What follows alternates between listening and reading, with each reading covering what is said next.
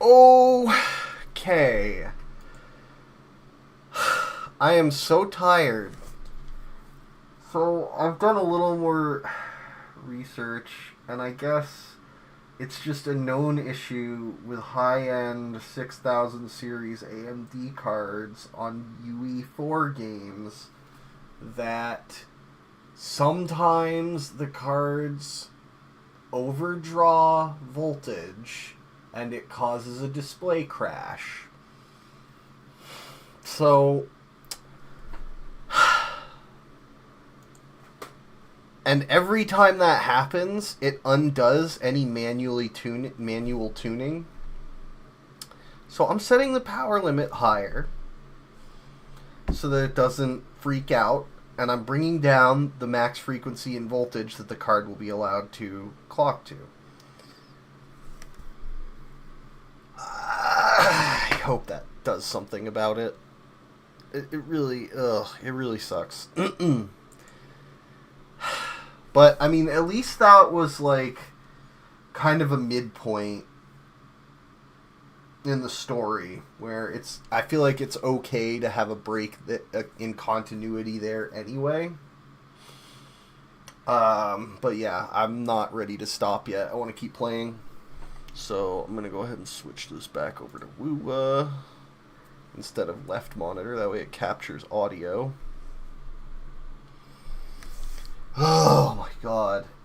It's so annoying because, like, I have to fully restart my computer every time that happens. Because obviously trying to reset the displays without being able to see what the computer thinks it's outputting is, yeah, kind of a nightmare. Okay, so fingers crossed. I have definitely had more luck with stability with the games since I have started using the modified GPU settings.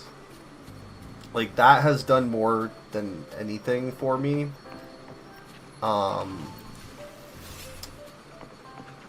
But yeah, it still happens. I still hate it.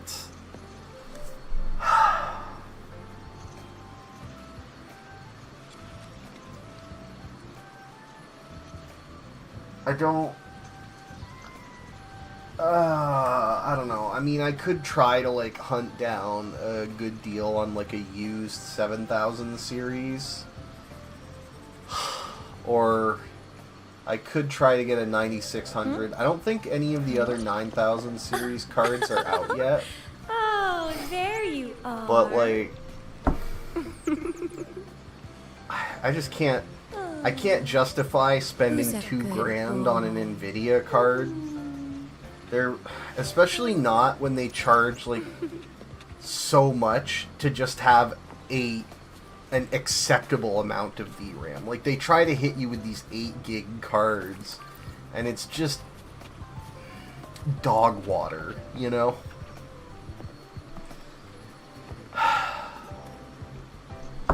And this is a really nice card. Like, when it's working, the game is beautiful.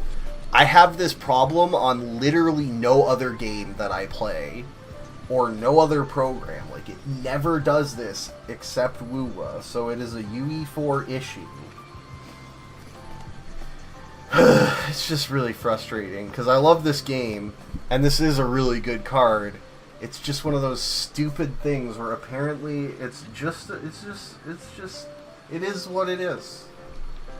Alright, anyway. What's this kid doing?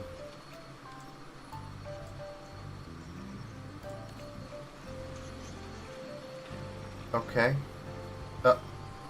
Well, I guess he's dead. Shit.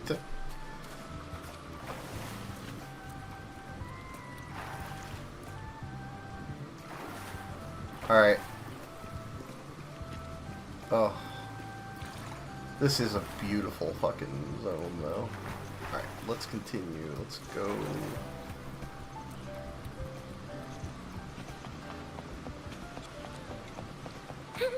So did I get, like, any points for doing the stuff around there? Or is it, like...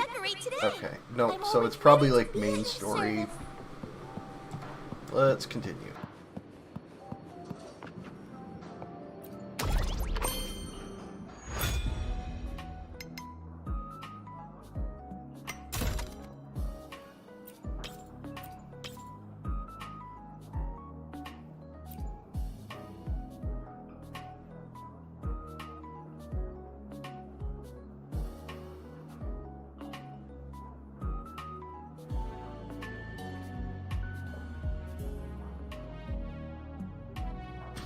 Does this actually change how Rover's rotation should run at all?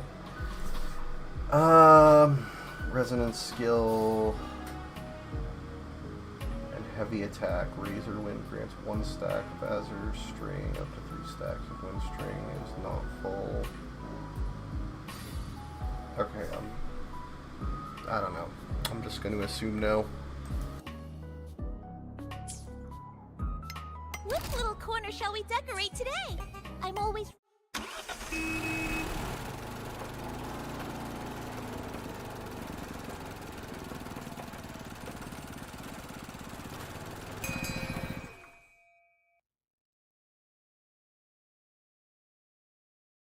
Here we are.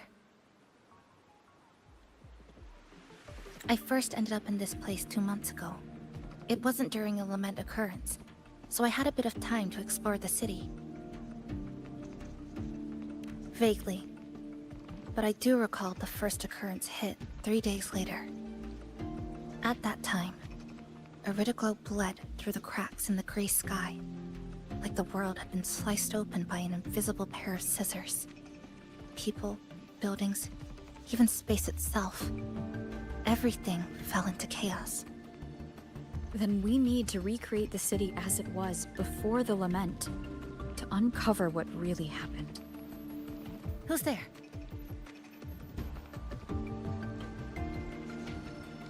Ahem. Sharp as a tack, you two.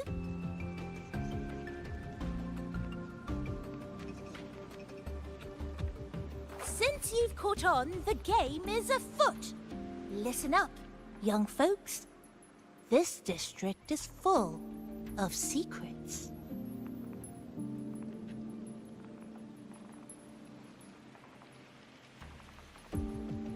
I've been staking out this area for 3 days, 5 hours, and, well, a long time. And guess what? I've spotted something really fishy. Those redcoats sneaking around and tinkering every day, mark my words, they're up to no good. Redcoats? Could it be the Fraxidus? So, what do you say? Care to join my super detective team and hunt for the truth? Super detective team? And hunt for the truth? Exactly. Just follow me. We're 2 clues away from cracking this wide open. Well, well. You seem quite familiar with this place, young lady. So do you. Naturally. That's basic detective work. Wait, over there. That's it.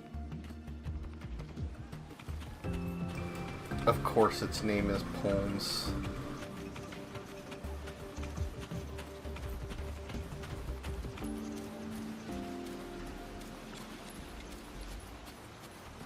The Fraxidus must have left this device here. But it's inactive. Something's covering it. Eerie glow crystals. We need to clear them off first.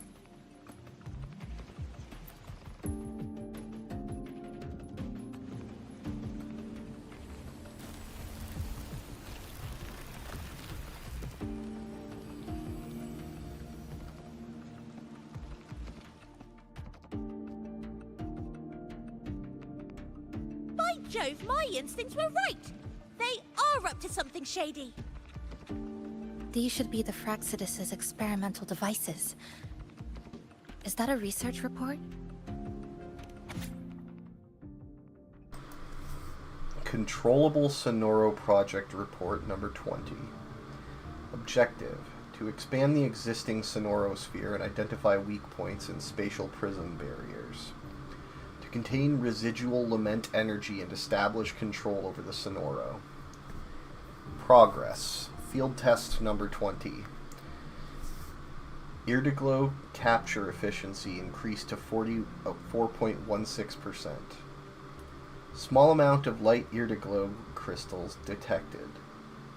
Confirmed as lament residue. Stasis field collapsed after 11 minutes and 23 seconds. Anomalous spatial rift formed.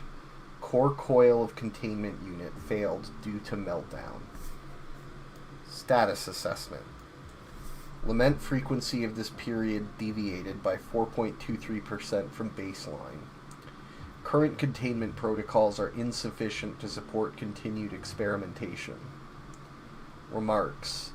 The observed periodic resets within the sonoro are likely induced by Lamentsla residual power. Huh. First time seeing a report like this. Lament residue. Could that be those iridescent things we just saw? Why so quiet, all of you? Expand the existing sonorosphere. Could that really be their goal? This is absurd. If the sonoro could be controlled, then why hasn't this loop been broken? The left behind are still trapped. Controlling it can't be their objective. They're using it. Seeing if each lament occurrence is slower, or the deaths more orderly.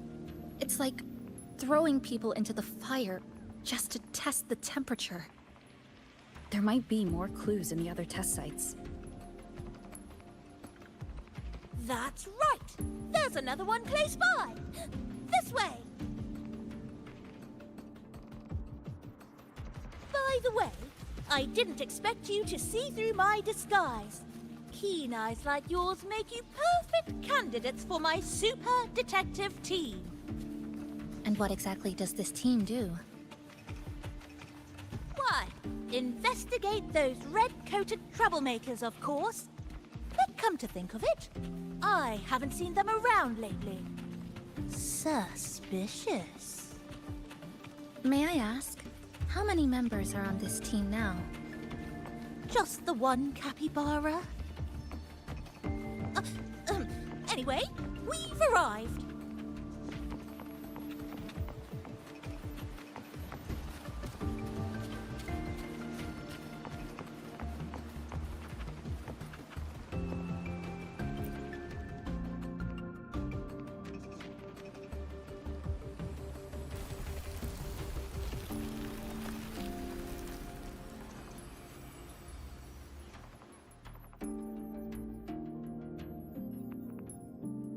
Another report. Just as we expected. Controllable Sonoro Project Research Report number 20. Objective: to expand the existing sonorosphere and identify weak points in the spatial prism barriers. To contain residual lament energy and establish control over the sonoro. Field progress. Field test number 20. Iridoglow capture efficiency increased by 7.12%. Small amount of light iridoglow crystals detected, confirmed as lament residue. Stasis field collapsed after 8 minutes and 11 seconds. 3 monitoring units damage. Anomalous spatial rift detected. Status assessment. Lament frequency for this period deviated by 1.45% from the baseline. Current containment methods are insufficient to support continued experimentation. The plot thickens. This one's almost identical to the last report. Same sequence number, but different data. So they've been running the same experiment repeatedly with different results each time. But why are they both labeled as number 20?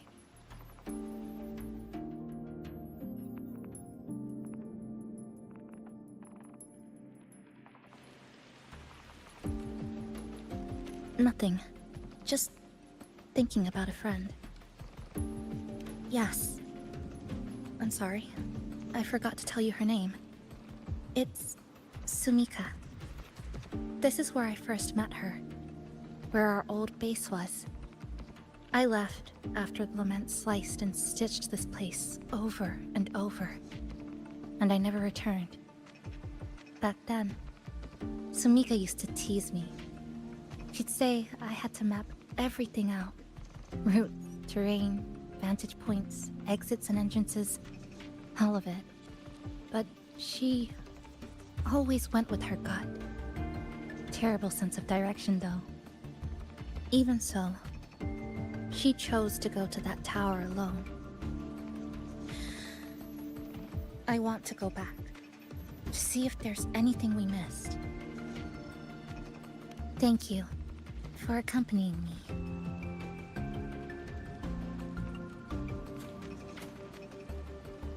Ooh!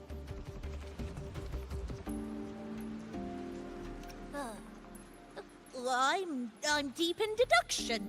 Still need more clues to uncover what those red-coated rascals are really after. I'll take my leave now. It's been a pleasure working with two sharp tools like you. Until next time. Well then.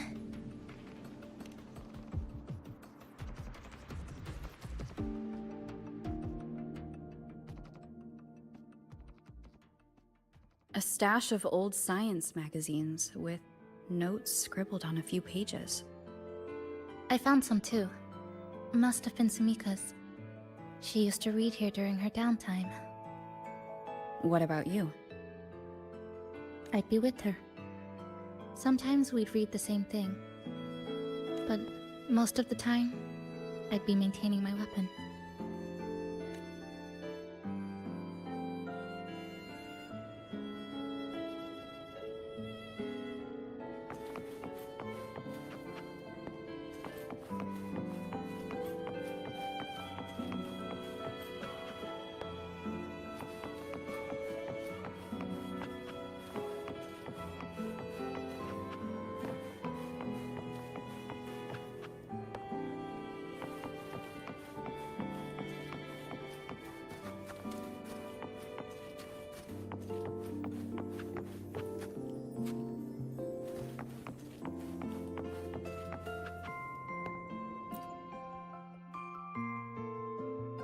That stash in the corner? They're all clocks. There used to be more. Sumika collected them, placing them all across the city before the lament struck. Then, she went back to retrieve them, one by one. It was pure madness, but it proved her theory. The closer you get to Neon Tower, the slower time moves. In other words, all of Honami City might be lagging behind the outside world. Remember that moss-covered watch? That's what first made Sumika notice something was off about this city.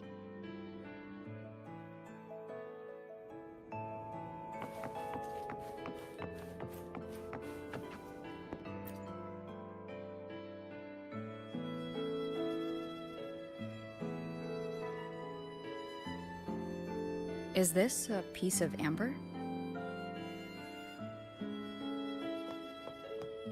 Sumika left it here. Her forte allows her to create amber that stores memories or moments in time. Memories or moments? Yes, just hold it like this. And you'll see what's been preserved inside.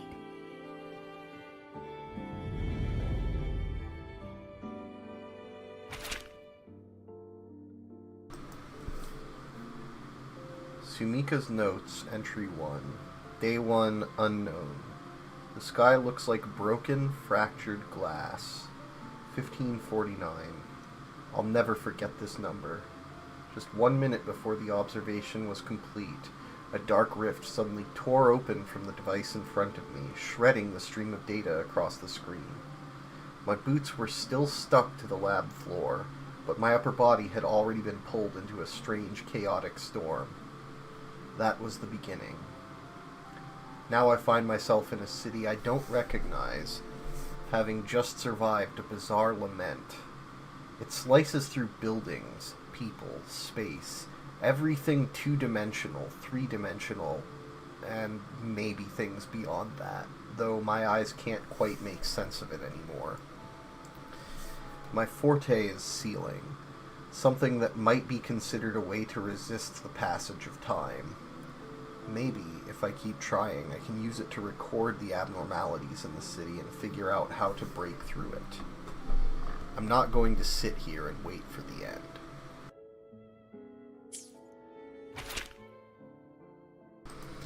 Day 7. Cloudy, if what's above my head can still be called weather. When I woke up and checked my watch, I noticed something odd. Moss had started growing beneath the glass. The city, fractured and folded in on itself, seems trapped in some kind of temporal loop. Time moves forward and backward within a fixed range, but oddly enough, the plants don't seem bound by each reset. The moss shouldn't be able to grow between the gears unless time isn't flowing normally here. It's eroding, rushing, and spawning things that shouldn't even exist in the first place. Still, I'm grateful for this strange, unreasonable growth. It made me realize this city isn't beyond saving. There is a way out. The pen seems to pause, leaving a small blot of ink on the paper. There's one thing I still can't let go of. That rift. In my blurred memory, it sealed shut almost as soon as I was pulled into the storm.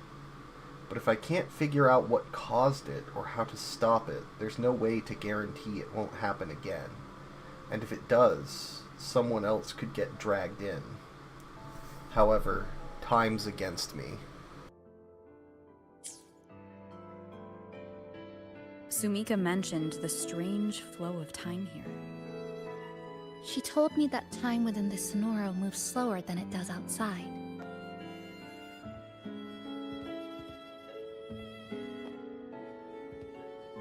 The plants grow like everything's normal, yet those who died remain trapped in this loop. It's like something very powerful is holding them back. What's holding them back might just be their unfulfilled longings. They awakened Namipon to a city that still needs it.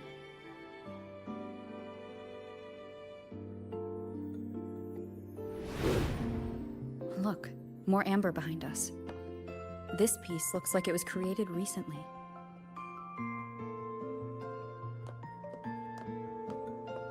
Go on. Hold it like you did before.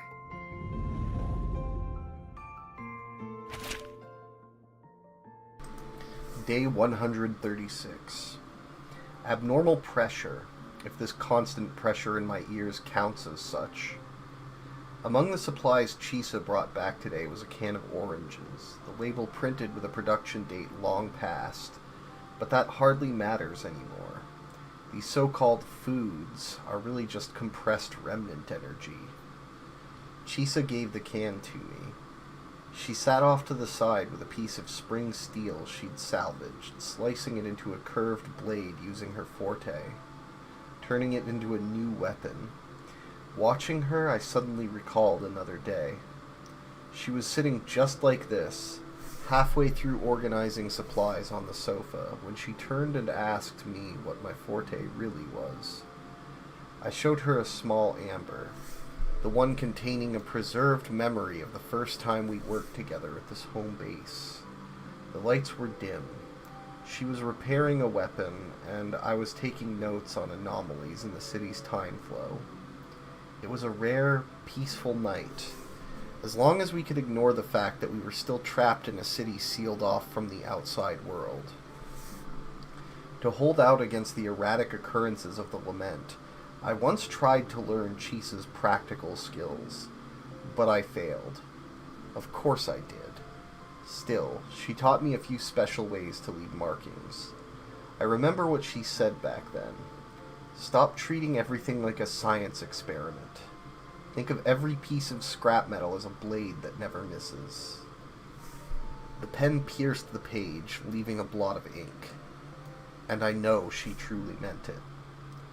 This city, drenched in lament, is riddled with danger. And yet, she always throws herself forward to shield everyone else. She thinks I haven't noticed how much she's burning herself out. Doesn't know her body's running at the edge of collapse.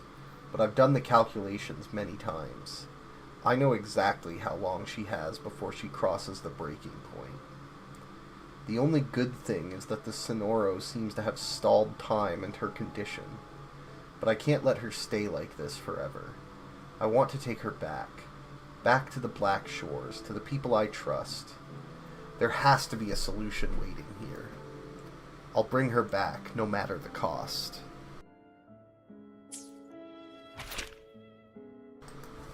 Day 159. Sunny. A rare, clear day. Today, Chisa told me she found a new spot that could serve as a base. An old, spacious cafe. From the large terrace on the second floor, you can see a beautiful view of the city center. It's been a long time since I've seen her this excited. It feels like we're one step closer to breaking the loop. And in fact, we are making progress. The handwriting's sharpened slightly. Based on my research over the past few days, I'm now fairly certain of this. The key to unraveling this endless Mobius loop lies at the heart of the city. Neon Tower. It is the center of the lament, the origin, and most importantly, the point that lies closest to the outside world. If we can reach the top, perhaps we'll be able to contact the people back at the Black Shores. Perhaps that's the way out of this Sonoro. The moss has already crept past the gears of my watch and reached the surface.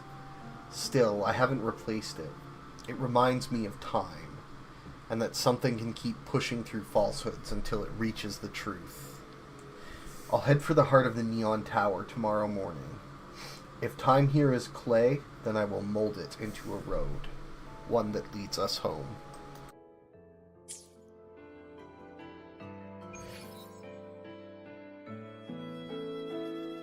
Judging from her notes, she really did make it to Neon Tower. We need to find a way there. The sooner, the better.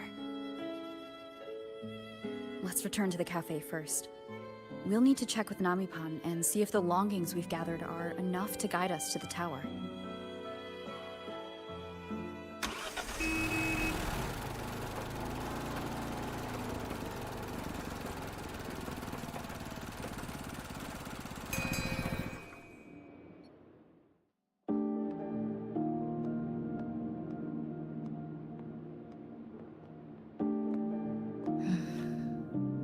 Actually, after reading Sumika's notes, I noticed something we might have missed.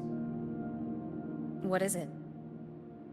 The lament we're experiencing here in Honami. It doesn't feel like the real thing. It's weaker, like the power is fading.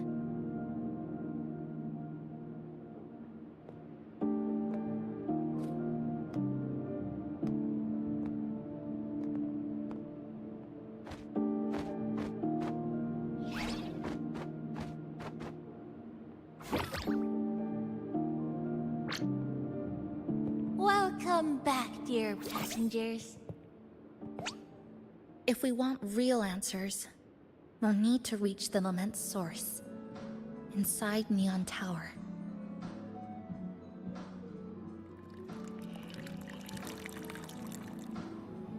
Would you like a cup of coconut Chisa latte made by yours truly?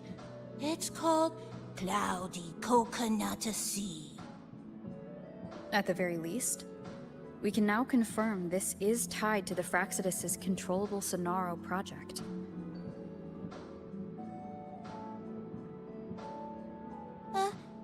Hello? Hello?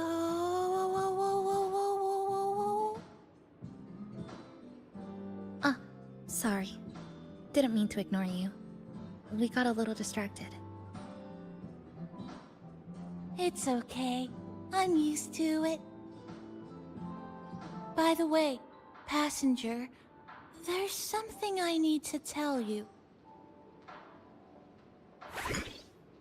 I sensed a frequency that's closely connected to you. It's not from this space, but it's calling for you. Not in this space?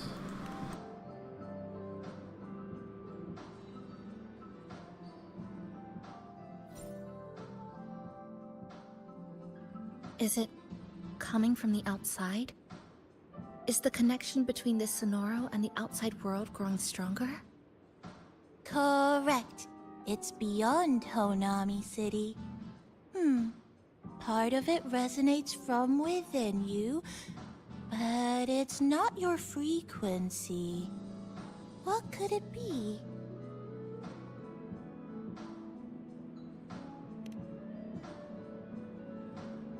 Who's Abby? I see. I haven't seen it before. Maybe it's looking for you. Just like Namipon said. But this space should be completely sealed off. Unless the restraints around the Sonoro are weakening. Could it be because of the longings we gathered?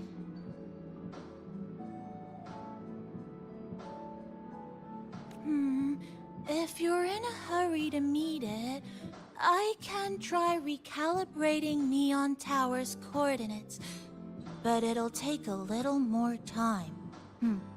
Please wait patiently. You seem concerned about this Abby passenger.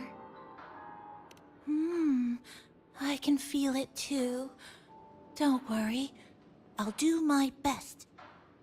So please get some rest for those who care about you. Do you want to take a breather on the terrace?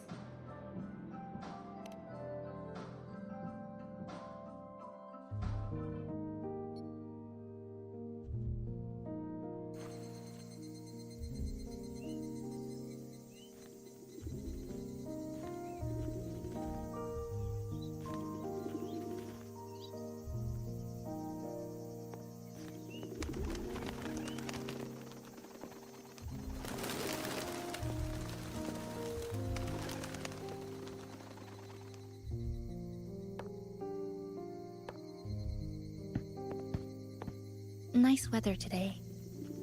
Rare to see a sunset like this. If Sumiko were here, she'd probably capture this moment in one of her ambers.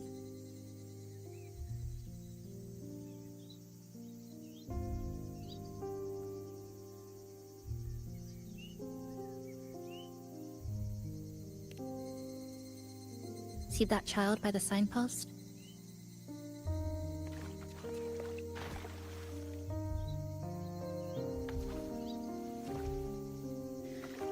That's the 7th time I've seen him fall there.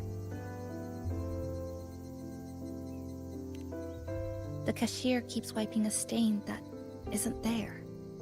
The walls are barely standing, but her uniform is spotless, just like it was.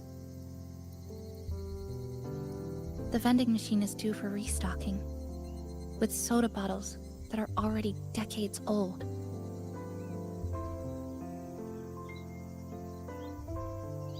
That cat has been lying there for 2 months, maybe longer. I've only known it for 2.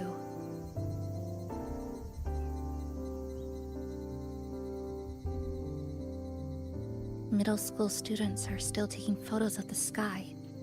One that is now torn apart by resonance cords. But in their eyes, it's still clouds, birds, rainbows, the perfect sky of that single day.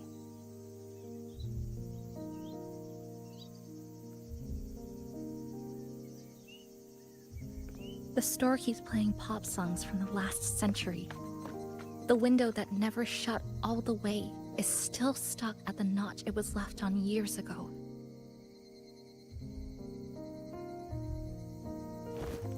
They've all been left behind in the past. As for me, I'm starting to forget what day it is today.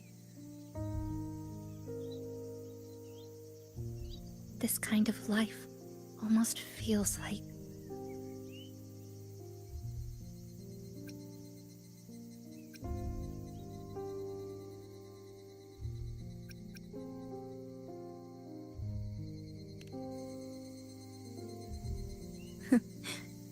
Interesting analogy.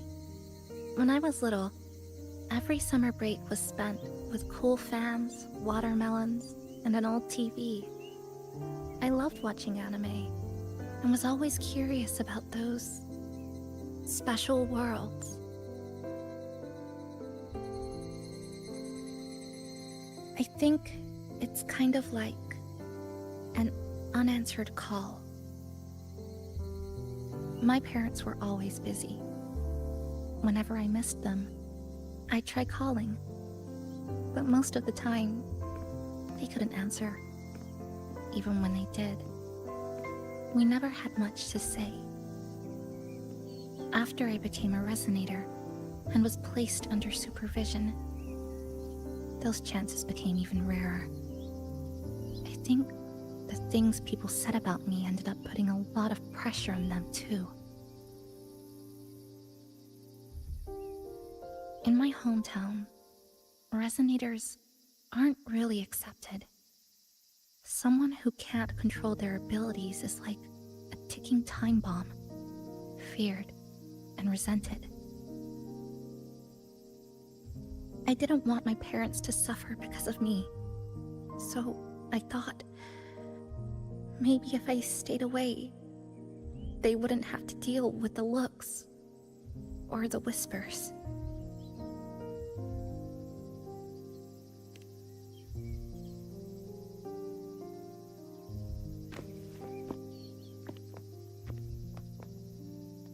I can't say we're very close. It's not that I hate them. Things were just ordinary. They had their jobs, I had school. We hardly spent time together. But sometimes, I do miss them. Just a little.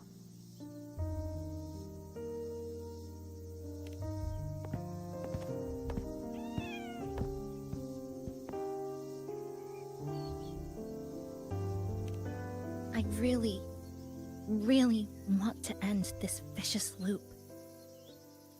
I've already tried so many times, but the outcome is always the same.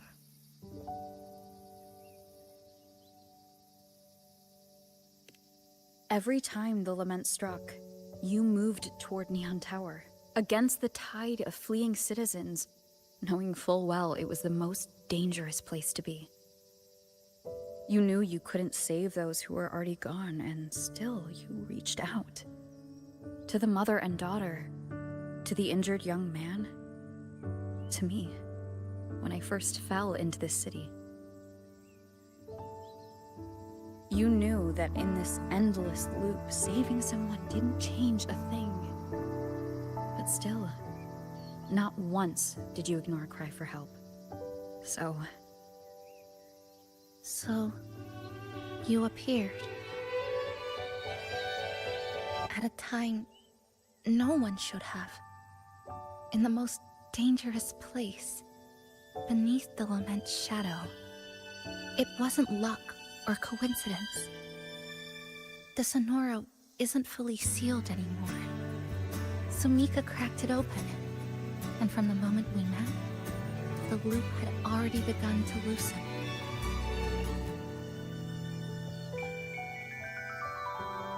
which means there's a chance to break it completely. I'm willing to put my faith in you. Let's seize that chance together.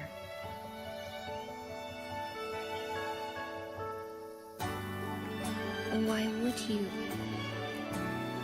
Because we're partners. Isn't it only natural for me to trust you?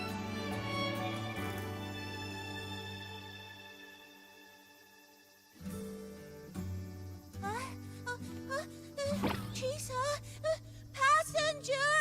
I just confirmed Neon Tower's coordinates.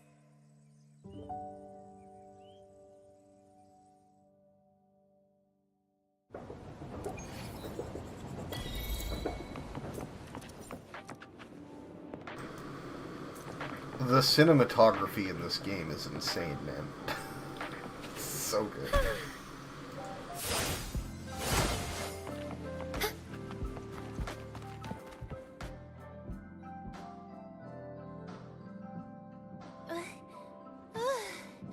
The way to Neon Tower is in disarray, but lucky us, we've got this. Press this. And that should do it. Now we have a route to the tower's base. Once you're all set, we can move out.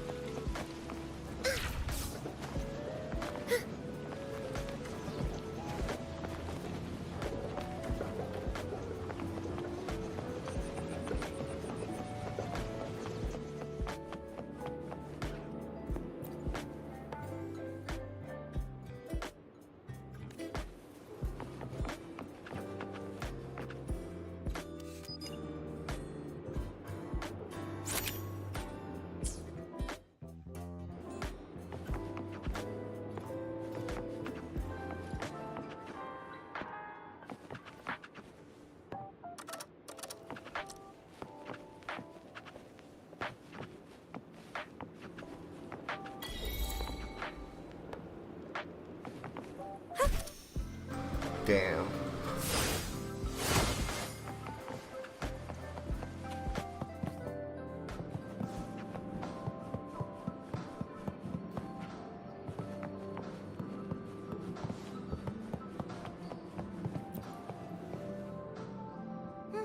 To the tower we go.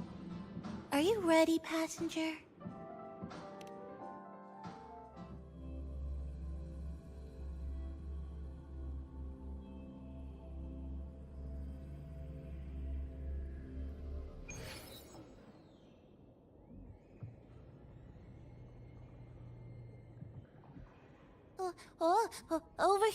Over here. Yep, right there. The big tall tower hiding in the broken city. It's finally opened up for us. Let's go!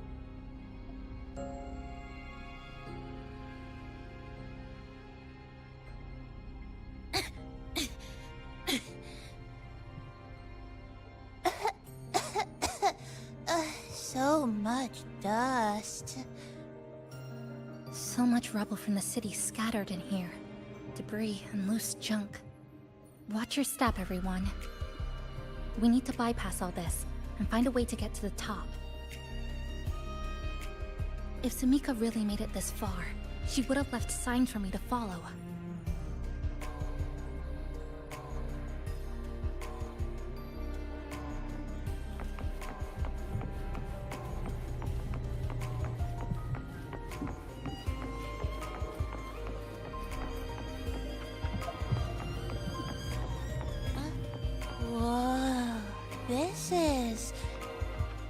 The Fraxidus referred to these as light arid glow crystals in their reports. Might be element residue. Just like before, we should be able to clear them out to restore the area.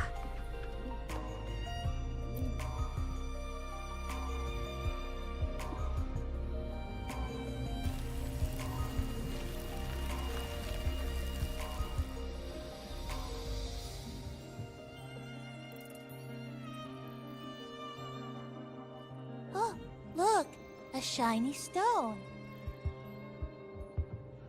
It's Sumika's amber.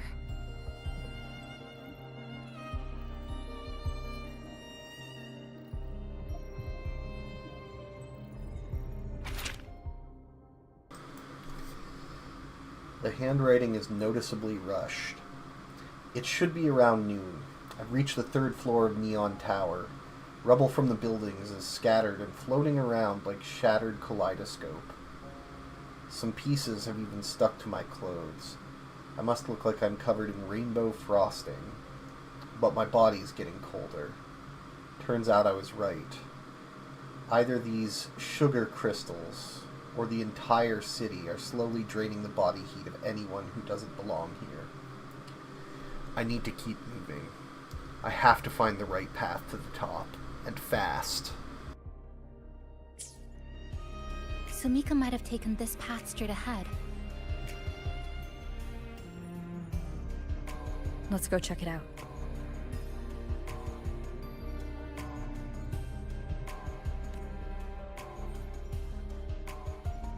Sumika said her body was getting colder. It is unusually cold here. There's a strange sensation of warmth being pulled away. Yup, my bones are starting to shake. Whatever is causing it, we need to stay sharp.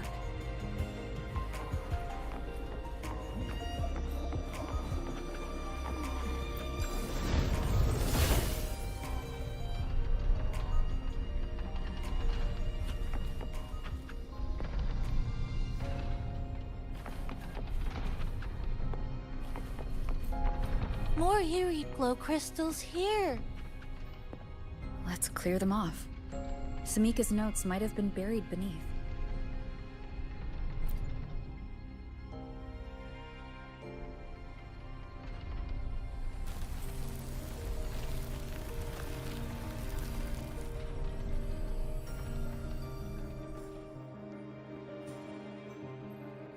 Oh, this is it.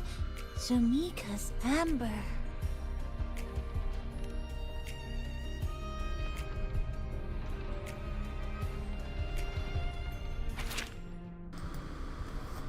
It's been 5 full hours since I entered the tower. Nearly half of that time was wasted because I took the wrong path forward. My watch is almost entirely covered by moss. It spreads so quickly. There's no doubt now. Time inside the tower flows differently from outside. No, the entire city of Honami is out of sync. I passed through countless time fragments, saw my 10th birthday party cake, the balloons and flowers from my coming-of-age ceremony, and the lab coat I first wore when I joined the Black Shores. It was happiness, surreal like a dream, but I couldn't let myself get lost in it. I took off my protective gloves and ran my fingers across the corroded surfaces, trying to touch the reality in front of me.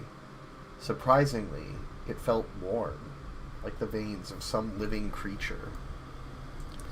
The writing wavers here as if the hand holding the pen started to shake. Or maybe that warmth was a hallucination born out of being so cold.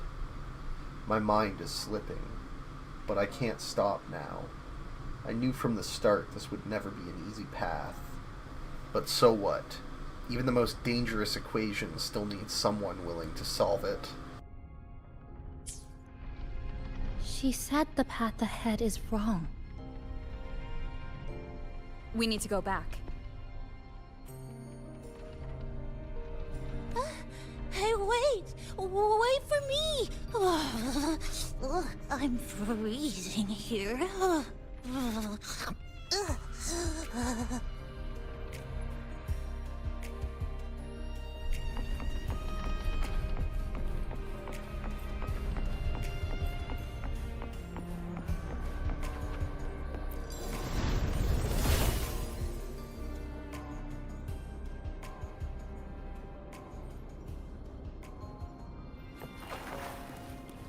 Oh, look how big.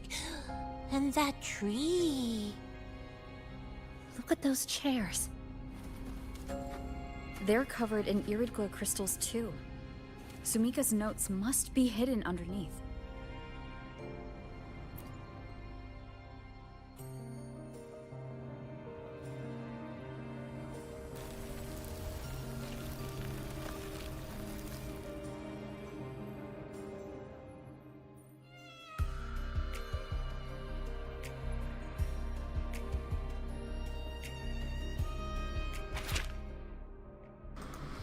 The handwriting is distorted, yet forceful, pressing deep into the page. Endless fragments of time. Didn't expect to witness my entire life play out in this place. Honestly, it was a good life. The repeated crossings and the blurring of my senses have made it impossible to judge the passage of time. Even the hands on my watch have stopped at last, caught in the moss's hold. But that's okay. I achieved my goal. After countless trial and error, I've finally mapped out every correct path. I know I probably won't make it to the top, though. It doesn't matter. Even if I don't live to see the end, it doesn't matter. All I ever wanted was to lay down and clear a road, so those who come after can walk across my bones and reach the light. That's enough for me. In fact, the next words are nearly illegible, the ink smudged by a trembling hand. I feel content. I remember that night when I was 18. I'd just passed the Black Shores assessment. I stood overlooking the sea by the Haven of Sprouts, gazing up at the sky. Back then, I believed the truth was hidden beyond the stars. Now I'm curled up inside the steel maze of Neon Tower, watching the lament tear space apart, watching fragments of my past, my whole life. I've never been this close to the truth. Across time, I can reach out to my 18-year-old self. Space collapses around me. My mind catches fire in the light. I feel myself unraveling, being stripped away, broken down and engraved. Then I hear my 18-year-old voice saying, "So you really made it here."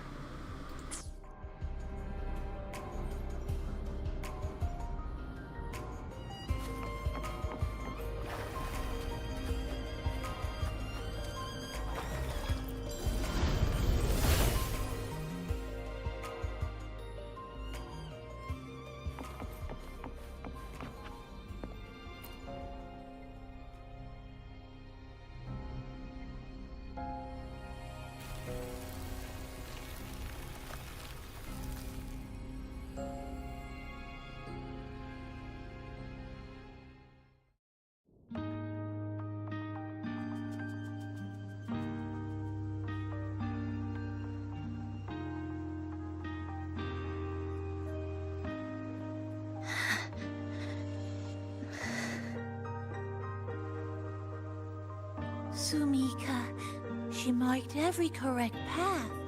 That's an amazing deed.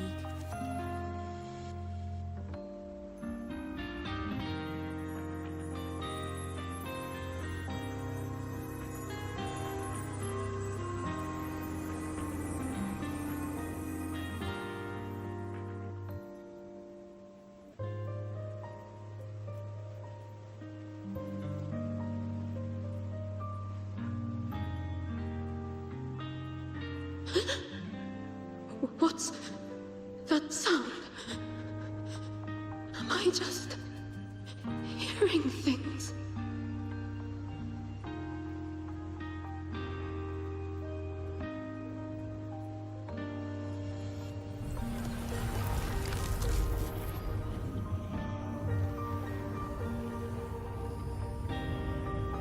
Are those people from the Black Shores?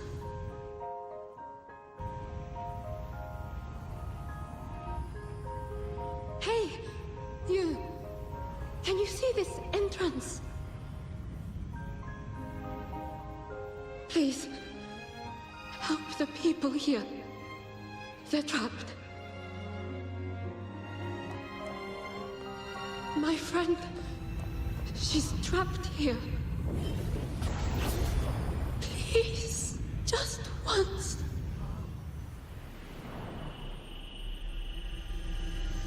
Let me win.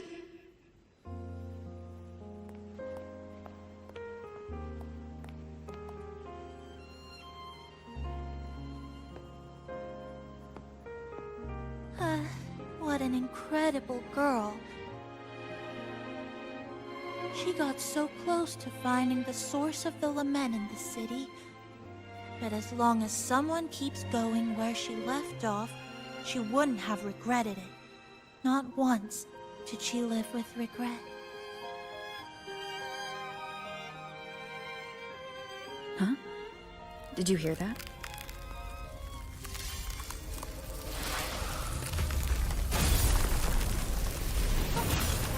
Sounds like the space inside the tower is being sliced up.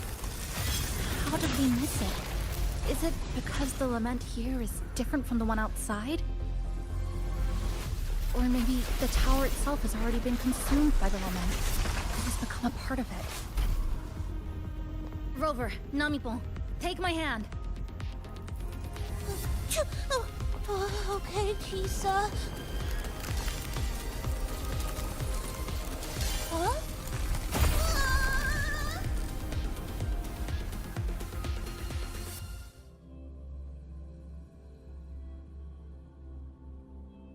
Space has just been sliced again.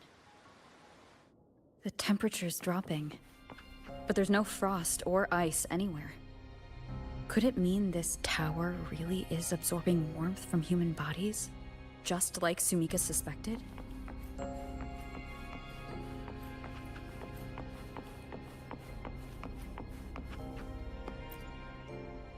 Over there, I see something.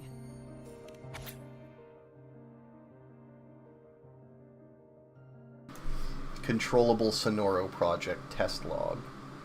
Test site, Core Zone, Level L4. Former Neon Tower Power Distribution Room. Iridoglow Crystallization Level. Redacted. Surpassed at Level 3 Alert Threshold. During field test number 20, a containment unit overload triggered a localized spatiotemporal fracture. The Lament Capturer intercepted a frequency of unknown origin. Signature analysis complete. Preliminary region of origin. Laharoy. Frequency decryption failed. Signal dissipating. All personnel evacuate immediately. Test number 20 again. Who's there?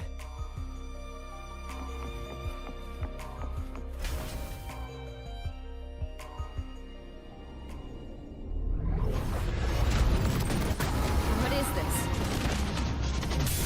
Is it running to the very heart of the lament?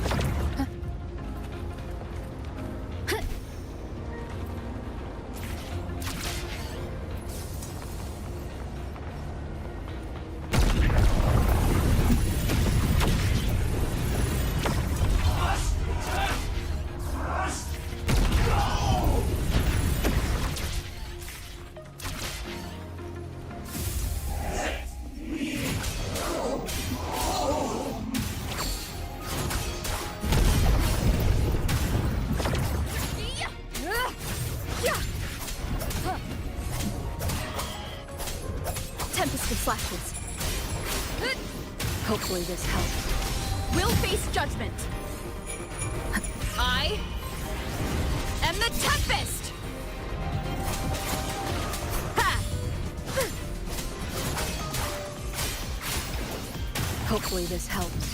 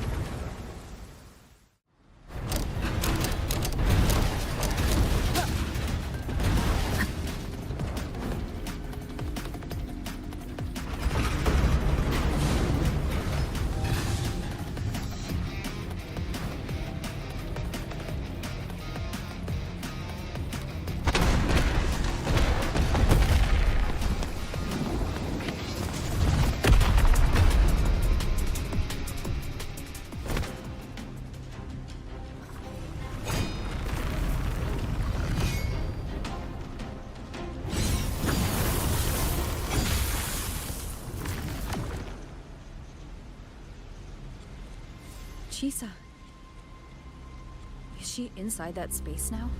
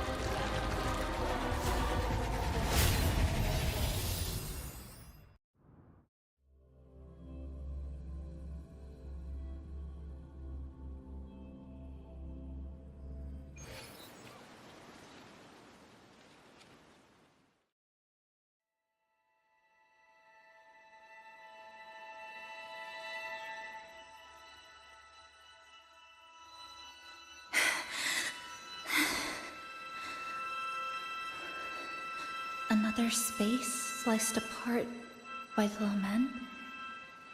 They're not here.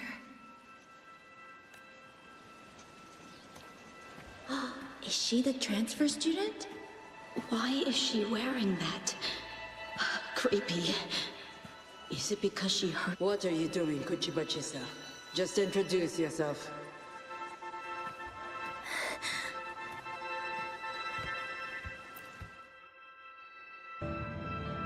My name is Chisa. My homeland is a solitary island, walled in on all sides, much like myself.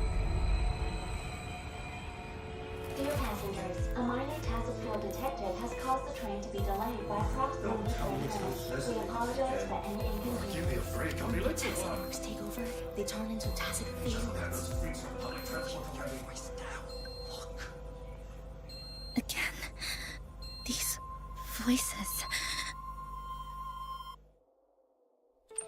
You are awakened to protect the classmate who was being bullied. What a good girl.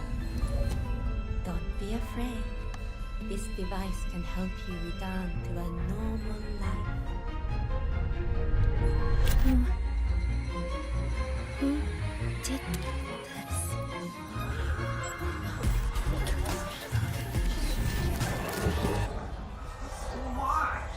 You know something off about her. Stop it. Don't provoke her. She's taking the train at that speed. I guess some people don't care about putting others in jeopardy. Let's just move to another city.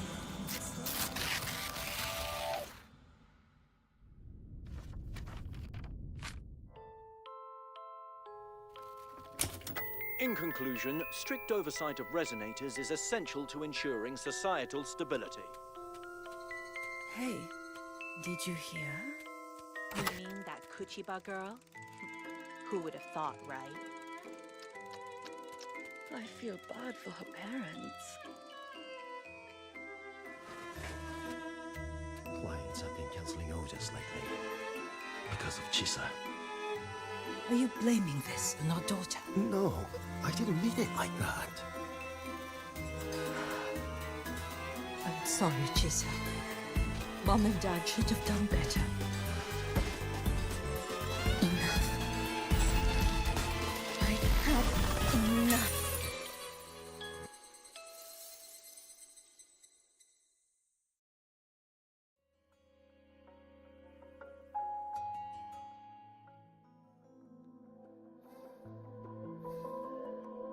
This is Shasho Cafe.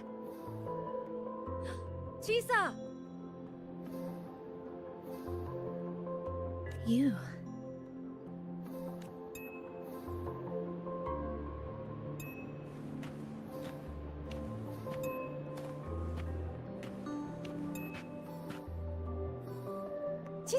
Chisa! Thank you so much. Thank me? For what? You forgot already? For helping me with my homework, of course. You're a genius. No one else in the class could have solved that tough equation but you. I was so wrong about you before. Oh, please don't be mad at me, okay? Can we still be friends, Chisa? I just knew you'd forgive me. You're always so kind, Chisa. So sweet, so bright. Honestly, you're like the bestest ever. Yes. All of you are my friends.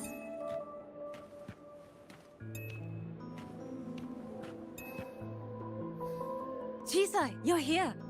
Thank you for saving us. Saving you? That isn't right. I didn't... Chisa, stop being so modest. We wouldn't be here if it weren't for you. We all owe you so much. You're our savior. We are all here enjoying life in the cafe because of you, Chisa. We can't imagine this place without you. Really? Did I actually help you all? Of course! Don't you remember? Look over there. See those teachers and students? We are all here because of you.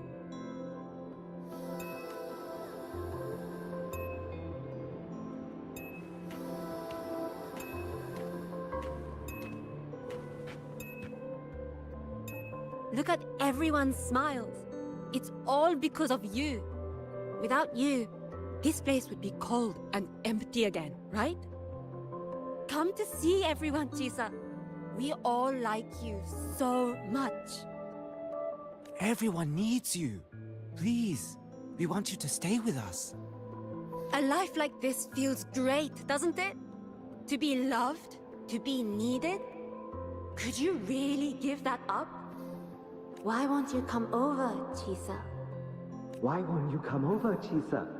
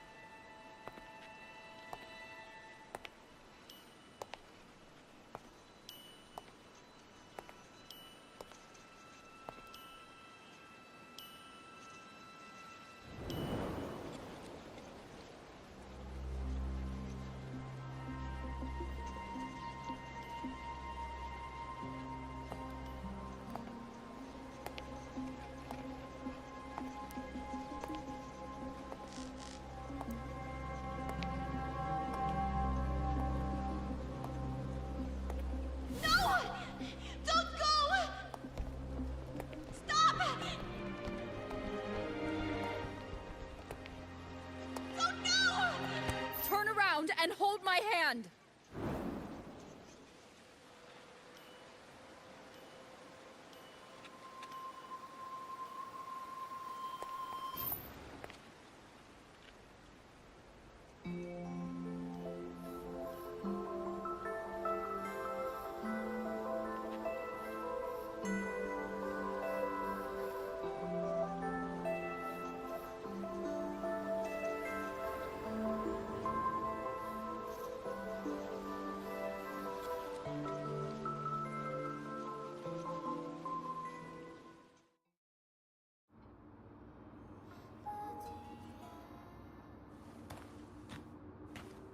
Are you alright, Chisa? Do you feel better now? Don't worry. If you start feeling I've installed an overclocking detector in your collar. If anything goes wrong, we'll know immediately. There's nothing to be afraid of. Someone we can really count on. Just believe enjoy in yourself more every too. moment of your student life here. Since we ended up here together, That makes us partners. Even friends. Didn't we promise to chase the stars?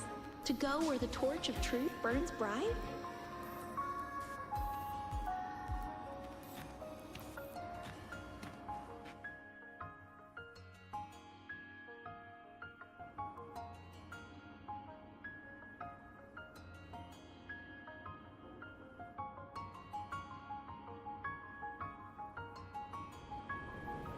This power was always yours.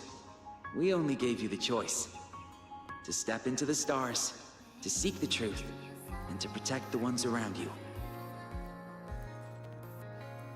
Welcome to Star Torch Academy, Miss Kajiba Chisa.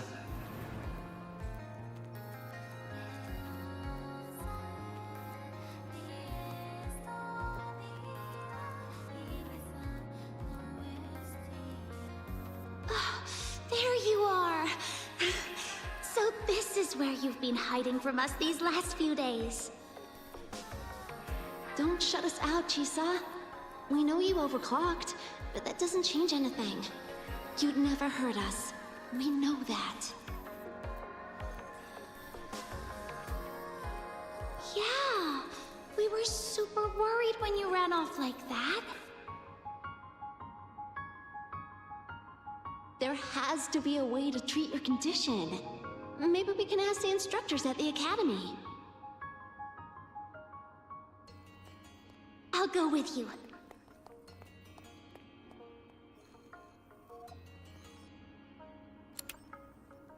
How does it feel now?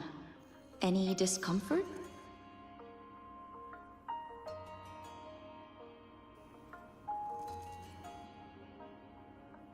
You see, Chisa? You can take it off whenever you want. It won't bind you anymore. And it never should have. You're a bright, remarkable child. I believe you'll reach the farthest stars together with your companions. Why would you trust me?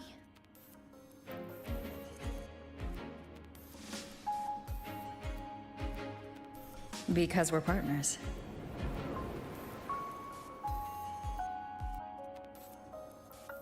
Isn't it only natural for me to trust you? You're Chisa. Of course you can do this. There's nothing you can't overcome. You carry a strength deeper than anyone's, Chisa. Even if you fall 10,000 times, you'll still find the courage to rise again. You just haven't realized it yet. We're gonna go so far together. Just wait and see.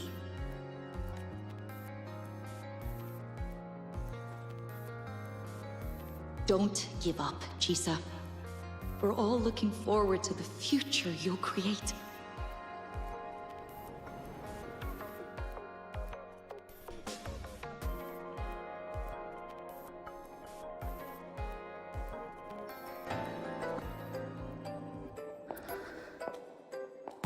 Chisa! Long time no see. I'm going to take care of yourself while I'm gone. If you ever find yourself in trouble, look for these paths. Even without a guide, I trust you'll still find your own tomorrow. So, go run to it. Nothing can trap you. Nothing can trap me. I'll find my way back.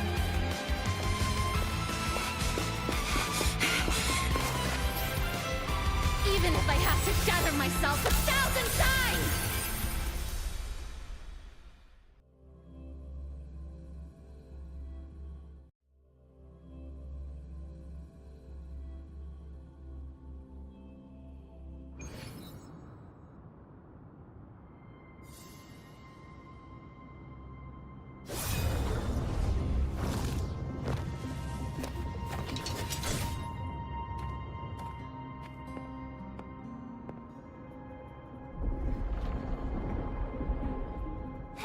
Chisa, passenger, you're finally here. I've been stuck here for ages. It's seriously dangerous here. That thing, it's right over there.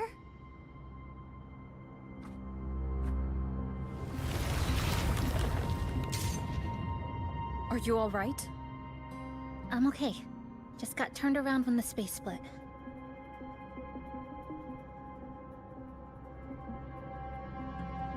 Well then? It's time to send it back.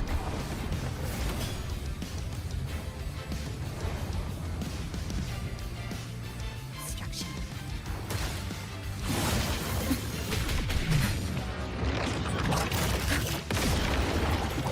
Eye of Unraveling. Deviation correct. Flicker into form. This ends here. Break apart.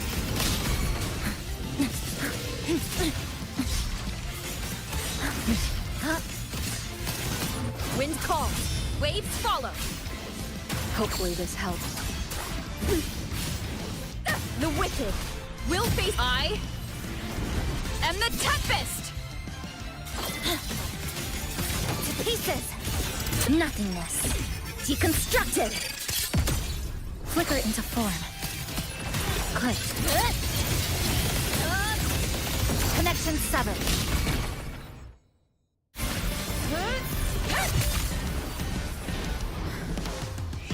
Go home now.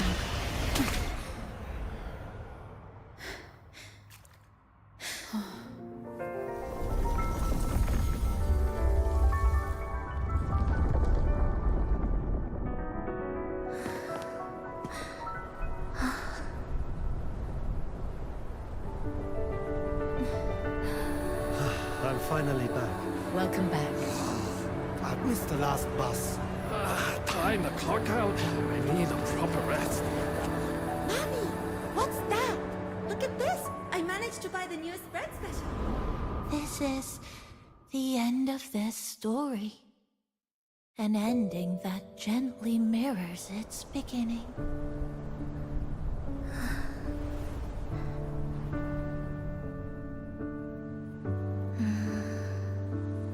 By the way, about that anomaly, I made a new discovery. Buildings closer to the tower in the center, the way the second hand moves. Ta-da! Superstar Namipon's here. Your coffee's here. Whew, it's still hot and steaming.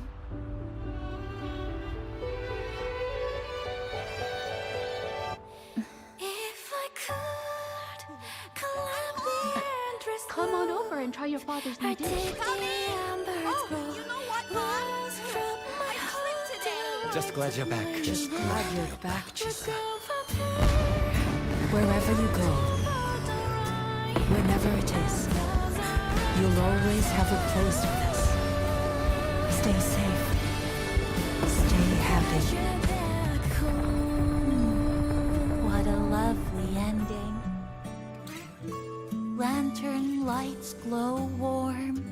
Curtains sway in Chisa. And the boat comes home. Dear passengers, this is as far as I go. We'll...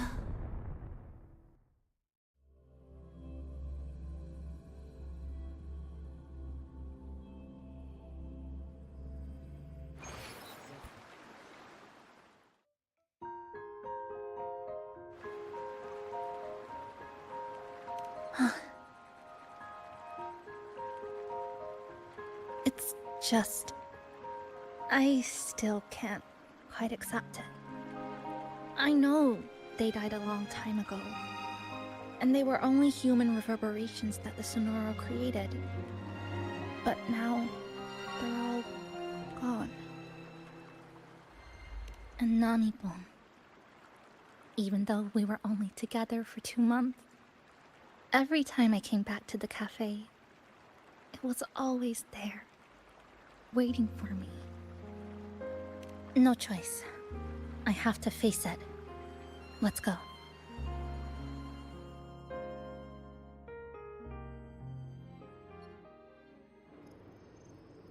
sunlight through the glass. Sugar cubes crackle in sun. The scent of tea drifts. Hey! No snatching. No snatching! Ah, passengers, you're back.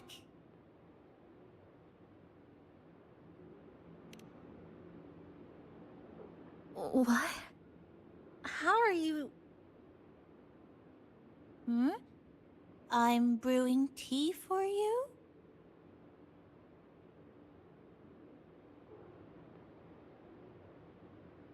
But you said this is as far as I go.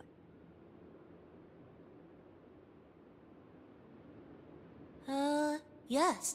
It was as far as I could go because I had to go back to the cafe first.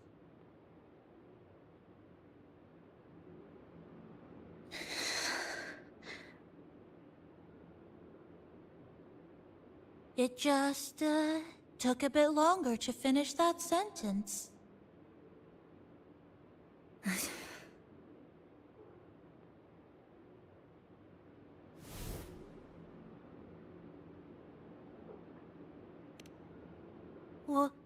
What's wrong? Nothing. Forget it.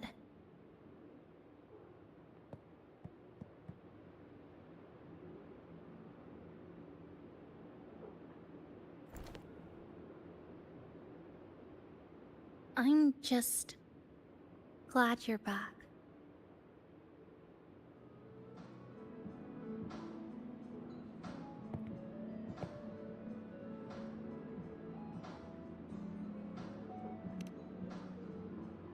There's something I need to finish. But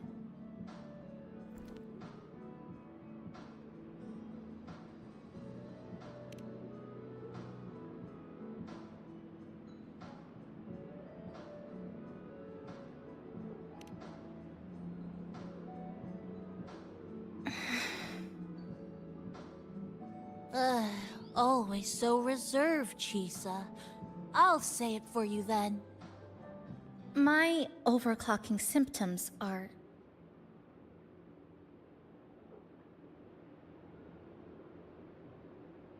My overclocking symptoms... They're not fully resolved. Inside this Sonoro, things are stable, but once I leave, I don't know if it'll spiral out of control.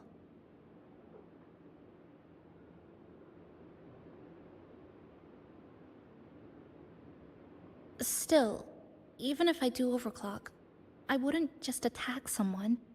Sumika once mentioned she had some friends, researchers, who might be able to treat me. But I...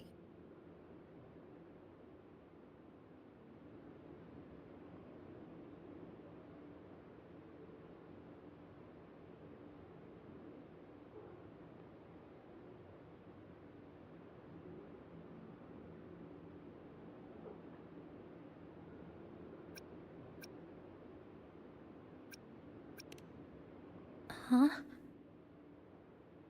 Come to the Black Shores with me. To the place where Sumika once lived and worked.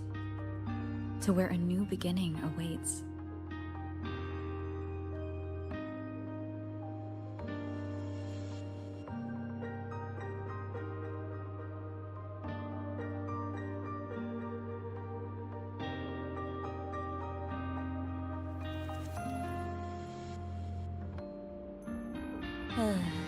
What I said earlier wasn't quite right.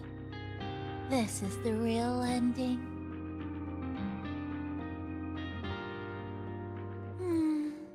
So wholesome. Now, it's time to take that step toward a new beginning. Huh? Wait. That's...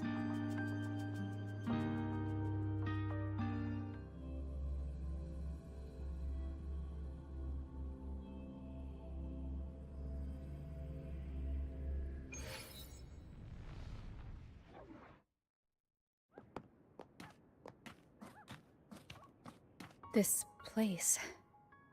It's where I first arrived in Honami. Back then, Neon Tower was engulfed by the lament. But now that the warped space has settled, even the wind feels calmer.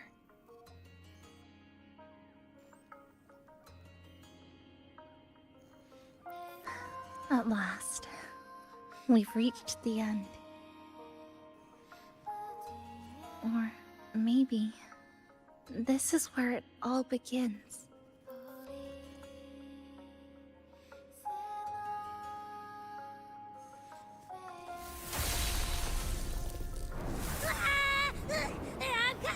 I'm coming!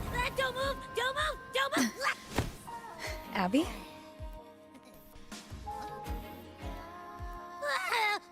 Why didn't you answer me? I waited outside forever. I had to force my way in to find you. Seriously, I thought you were...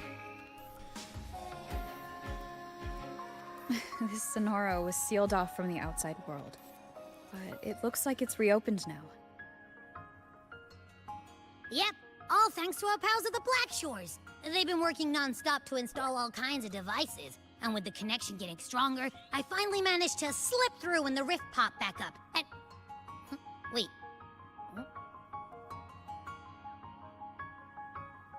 Hello. A new face. Hiya. Is she coming with us? Of course. We're just about to leave. Someone's still waiting for us.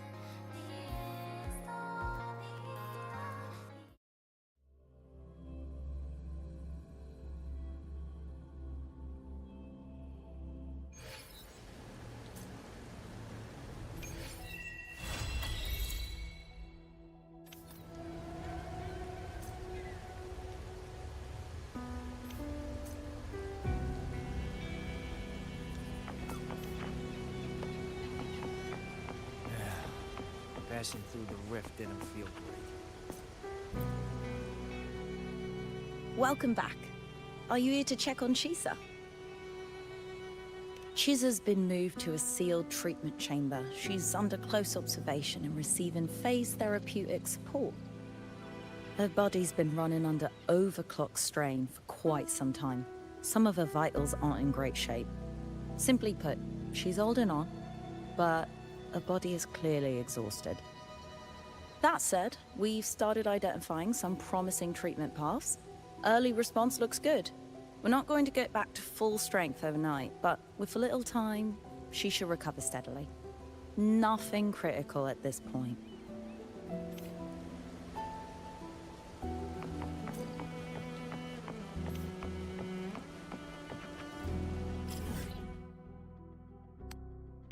Okay, so I still have a lot of questions. Like, what even was that lament? How exactly did killing a false sovereign resolve it, apparently? Why did it take the form of a false sovereign? I mean, you could just answer that with because game assets, and that probably isn't entirely wrong. I mean, all I can do is speculate that when they incorporated the Threnodian's gem into Tethys, that, I don't know, maybe some remnant of Leviathan sought out or affected this Sonoro, the sealed off Sonoro that had been previously undetected.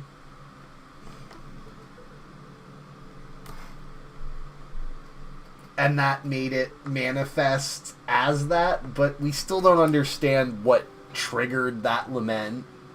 We don't really have anything but vague clues, like the tower drains body heat from the characters. Other questions: how did Chisa even get in there in the first place? I mean, I could speculate that maybe she overclocked and her ability went out of control, causing her to slice herself into a space within the Sonoro by just pure accident.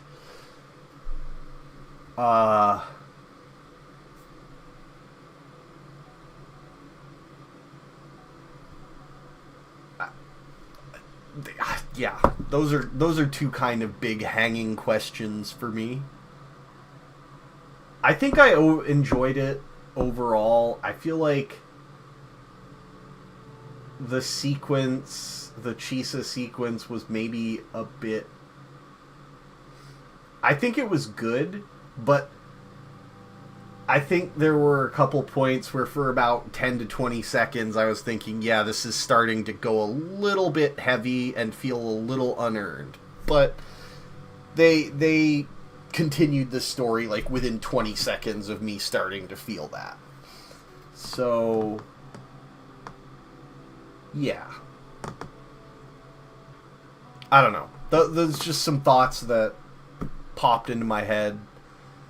Overall, I still really I liked the cinematography and the scene with her overlooking Honami.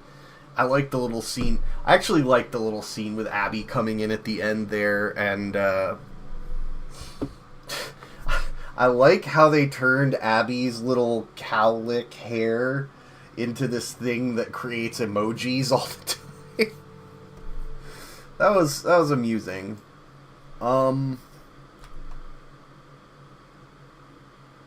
I really like the layout, or the appearance of the city. Maybe not the layout. I still have those questions. Those are still bugging me. Like, the hell. But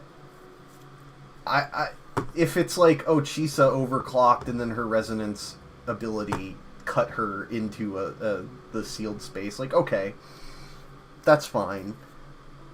Although, how did Sumika get there?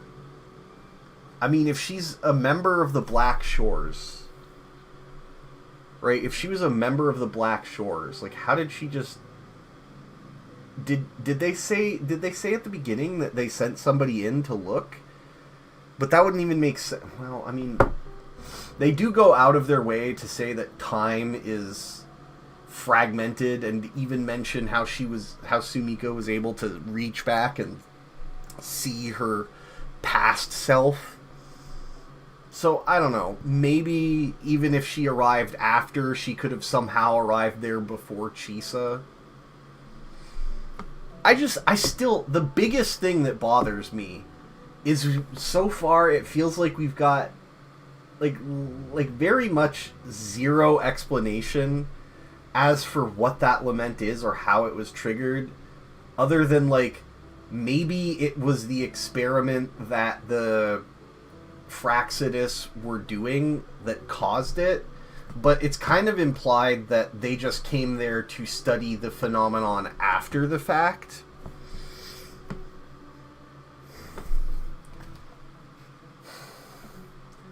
But I guess maybe they didn't have a clear timeline for this story in mind, so they just decided, yeah, the wibbly wobbly timey wimey stuff, we'll just let the players figure it out, and then we'll decide later how exactly it all went down or what exactly.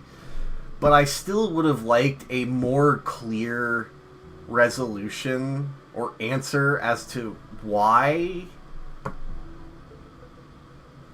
Honami is just blowing up continuously with a lament, and how exactly, beating up a humanoid tacit discord stopped it. Okay, I mean, 'cause game, I guess, but... Alright, anyway, maybe they'll address this. It's not over yet. I just wanted to stop and put out some of my thoughts there. Alright, so I'm going to continue now. Let's just see what happens.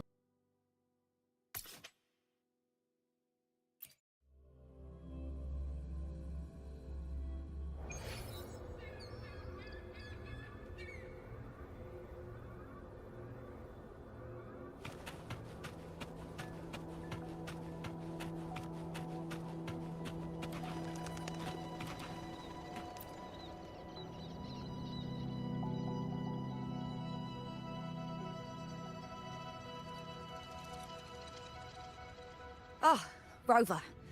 Perfect timing. There's something you need to know. Since we took charge of the Honami sonorosphere, we've been noticing some changes on the inside. The link between Honami and the real world is stabilizing, and the city's time flow is almost in sync. But scans from Tethys indicate that much of the recent frequency exchanges weren't passing through this rift. Meaning it could either just be a misreading due to overlapping data, or there's another access point to the Honami sonorosphere. On top of that, the city's buzzing with unidentified phenomena and unconfirmed hazard zones. We'll continue to monitor them closely and run further analysis. She's just completed her treatment. Everything seems to be all right. Her Rebel's curve is within normal parameters, and there are no significant lingering overclocking symptoms. That said, I don't recommend repeating what happened in Honami. That level of resonance strain is unsustainable. Oh, excuse me. Yes? Mm-hmm. Got it. She's with me right now. I just got a call that Chisa submitted an itinerary not long ago and left for Honami alone. She didn't specify. All she wrote was, "I want to go back." You can find her guide, Kuroro, in the Haven of Sprouts. It may know something. I'll go check it out. Knowing Chisa, she usually doesn't act without purpose.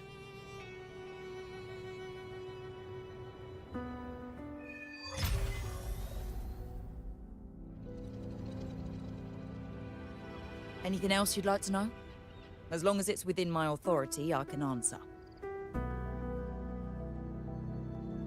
Samika is a member of the Blackshores who went MIA many years ago. We dispatched a team on a search and rescue, but nothing solid came of it. The report Chisa submitted to us has detailed Sumika's operations and engagements in Honami. She was one of the most outstanding researchers of the Aerocell, and an elite bloom bearer who made the Blackshores proud. The Stellar Matrix will forever remember her noble pursuit of truth. Anything else you'd like to know? As long as it's within my authority, I can answer. After Honami was devastated, energy from the lament sealed the entire city into a unique sonorosphere like congealed amber. Its time flow was slowed down compared to the rest of the world. A similar case would be Mount Firmament. Being on the inside for a day means up to 100 days might have passed on the outside. But it's not permanent. As Honami's connection to reality grows stronger, the flow of time begins to restore itself. You getting sucked into Honami through that rift has got Shorekeeper worried sick, and she's been closely monitoring everything that's going on over there since. Good thing is, at that point, Honami's time flow was no longer that different from the real world. So to us, you were only gone for just a bit. Anything else you'd like to know? As long as it's within my authority, I can answer. While she was recovering, Chisa applied for partial access to the Blackshores database, mainly to learn general knowledge and modern trends. We also saw her strolling around the living area and taking a look at the facilities occasionally, just like a lot of the new branches when they first get here. The Kuroro responsible for taking care of her can fill you in if you want to know more. Anything else you'd like to know? As long as it's within my authority, I can answer. Think I could apply for a field investigation? You can, but be careful. That's Sonoros.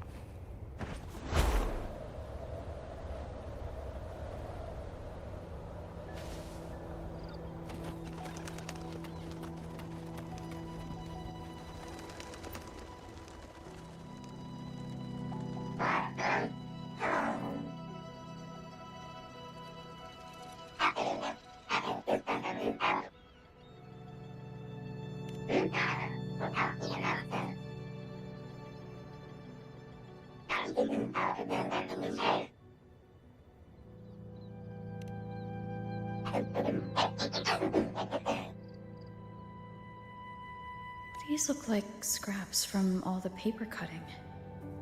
And this one here is a half-finished tower. It looks kind of familiar.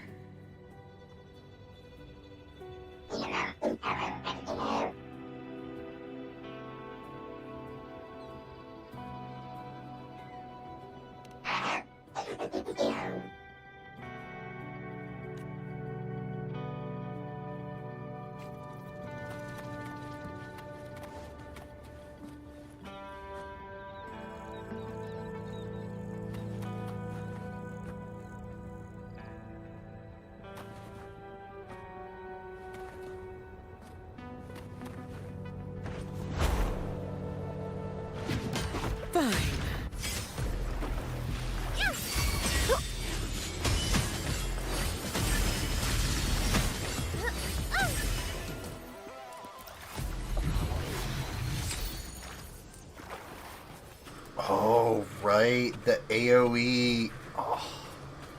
Oh. The AoE echo capture. Oh my god. That's so good. Oh, so good. You met the black-haired girl from Honami.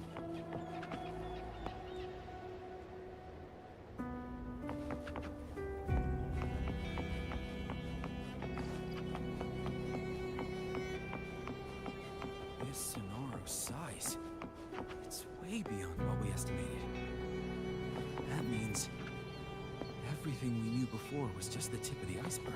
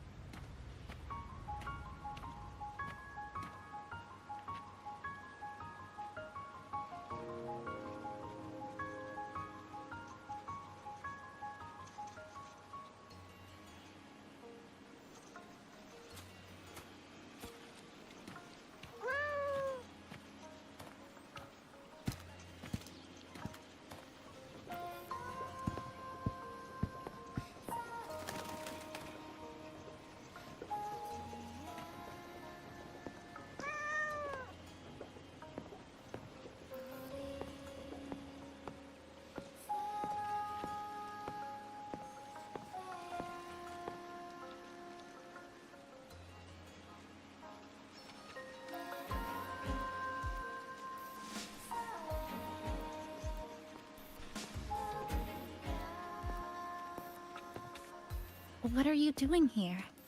Are you looking for me?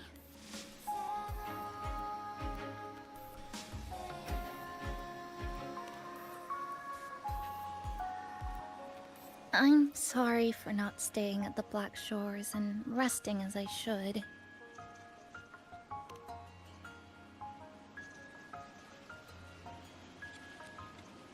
I'm in stable shape, and the Black Shores approved my temporary travel. But these are just conditions that made this possible. As for the true reason, I wanted to see what's become of Honami. Since the loop ended, strolling through the streets, I realized that this is my first time seeing the city as a tourist, despite being trapped here for months. No more worrying when the next lament will come. No more desperate reach for Neon Tower. Now, I can simply wander around. No burdens. The lament left scars. They won't fade. But what was once frozen in time seems to be moving again. This is the new future that we and everyone who once lived here forged together. A new future, you say? By the way, I asked the Black Shores to help me verify the academy I once attended, and dig into my records. They didn't reach the school directly, but I found out something.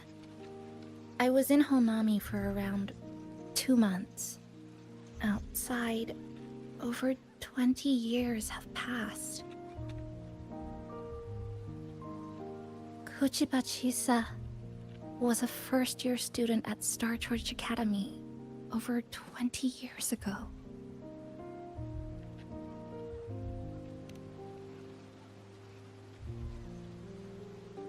Yes, I had a feeling this would be the case when Sumika mentioned her findings, but I didn't expect such a huge time difference. The nice orientation ceremony still feels recent, but the classmates I met have long since graduated. When I tried to contact my parents back home, I realized there was no way for me to reach them at all.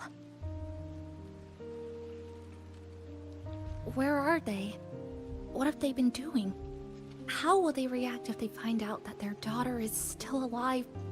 I have no way of knowing.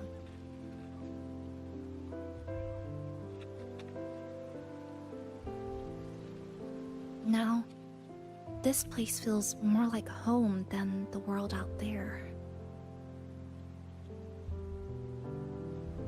It just takes some time to get used to an unfamiliar environment.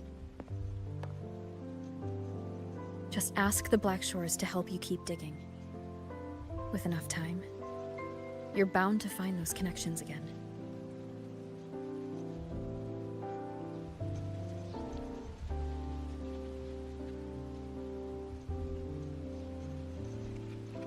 Since you're here, would you walk with me?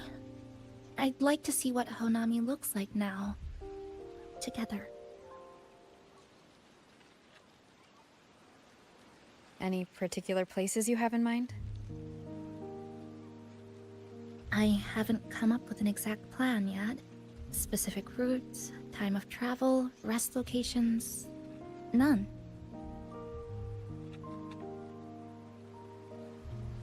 Just as I thought, I'm not my usual self today.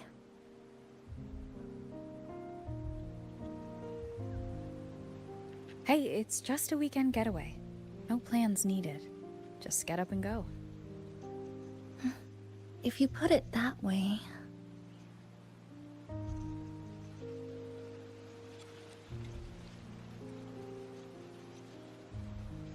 How about that lake surrounded by cherry blossoms?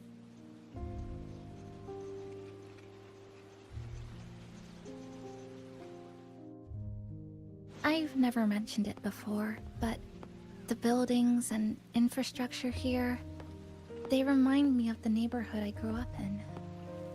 Brings back old memories? Yes.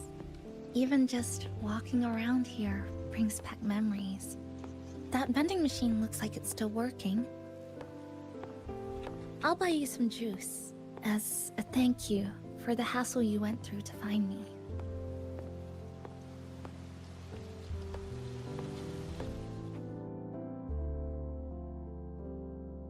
I think it got stuck inside. Yep, you've read my mind.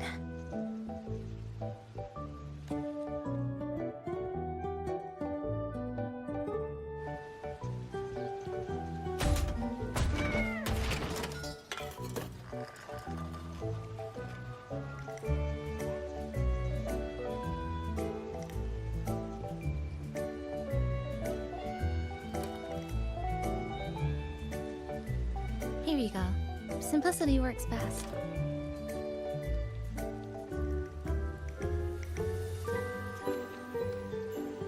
Is something wrong?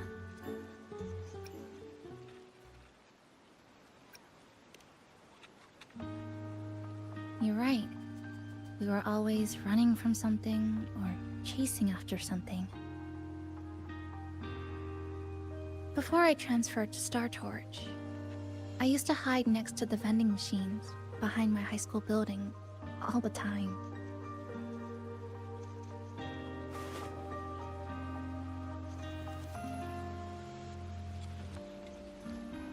No one else really went there.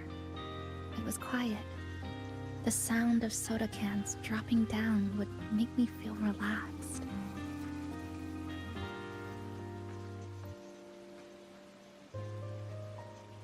Where I come from, discrimination and prejudice against resonators are part of life. School was no exception. The gossip, the looks, the way people kept their distance, intentional or not, it still got to me. I tried to stand up for myself. I tried holding it in. Nothing changed. Just when I was close to breaking, I received an acceptance letter.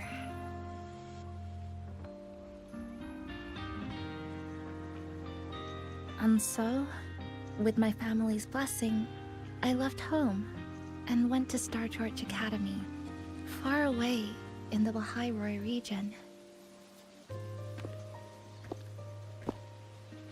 Star Torch Academy? What was it like? So it's true, you... No, it's nothing.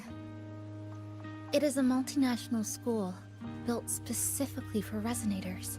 A metropolis of science and research.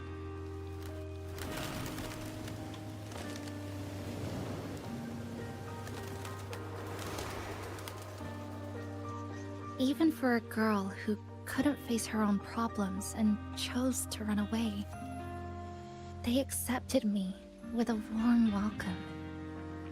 I met people who dreamed of reaching the stars. This swing, it's just like the one back home. Would you join me? There is room for one more.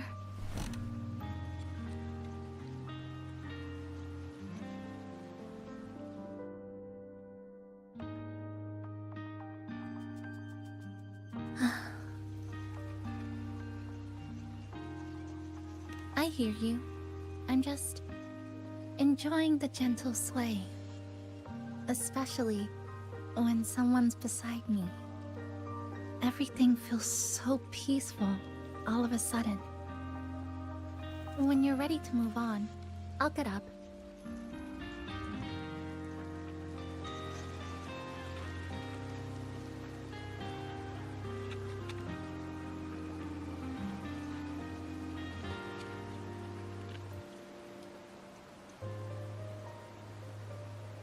You don't have to wait for me. I think I've been on the swing long enough. I can already see our destination from here. Look at the cherry blossoms. They weren't blooming like this before. Like clouds floating above the water. Or like cotton poking through a torn couch. Sorry, I'm using weird enough. That fountain over there. It's been concealed by leftover irid glow crystals. Kind of a shame. I'll take care of it. Just like back in Neon Tower.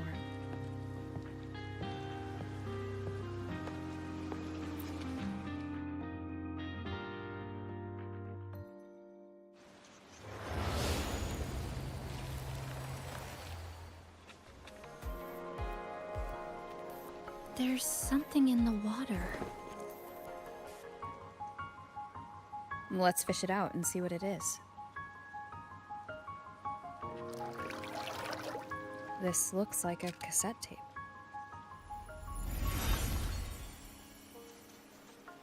Ah, I know what it is.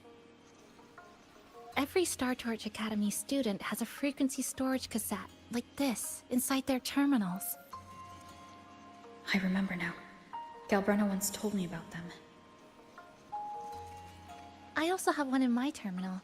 They were given out during the orientation. If it's a device unique to Lahai Roy, what's it doing here? Random castaways often appear inside the Honami sonorosphere. This must be one of those. I'll take this to Namipon. It should be able to help us find where it came from. Cherry blossoms. Right in front of us. It's so beautiful.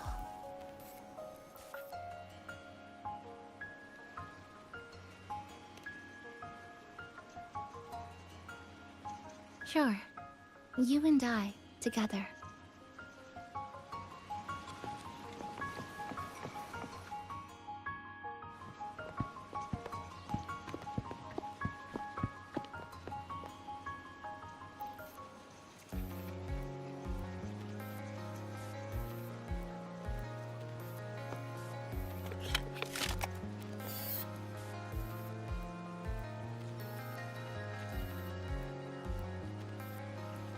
Make sure you look towards the camera. I will.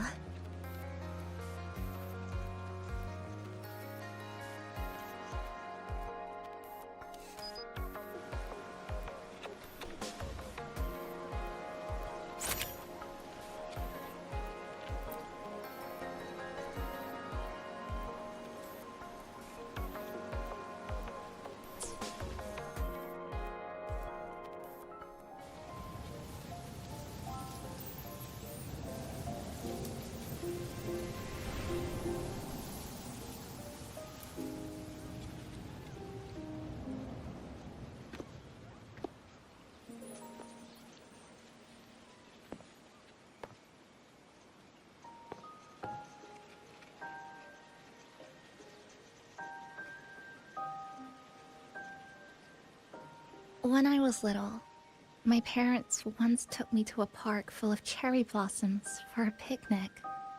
I made kirigami in all kinds of shapes and had them guess what they were.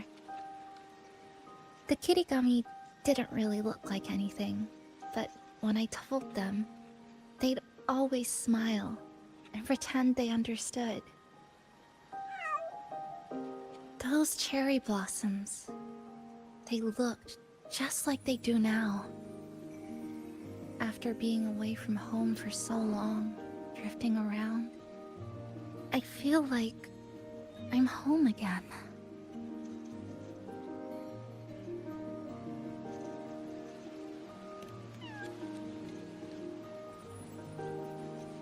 Thank you, Senpai.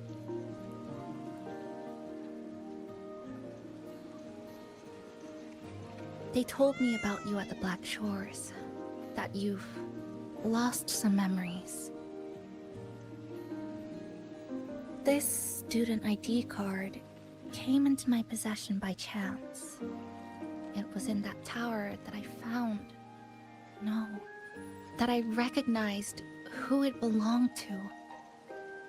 I never found the right moment to return this to you. Here. This belongs to you.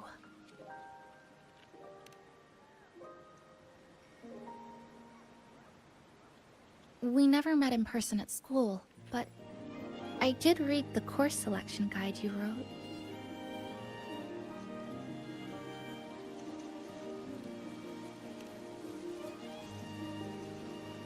It's okay.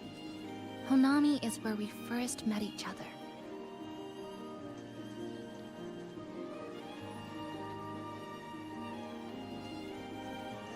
But I've been talking about myself this whole time.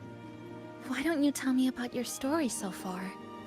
I'd like to know more about you.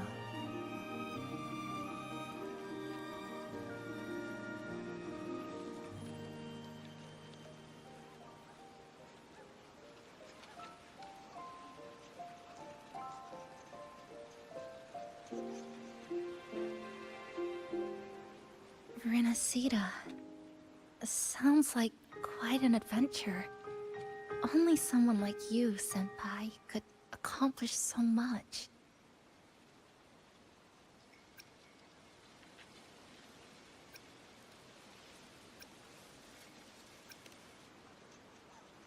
Alright. always seem to find your way forward, no matter how uncertain things are, like you did in Honami. But I...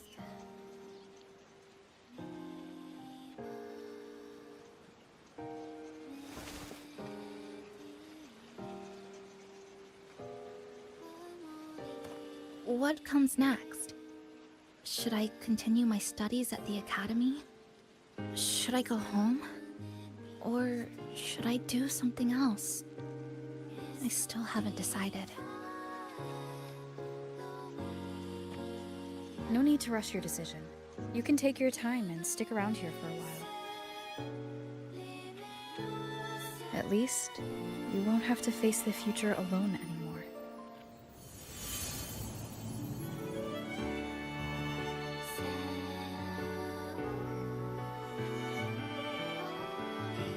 You're right.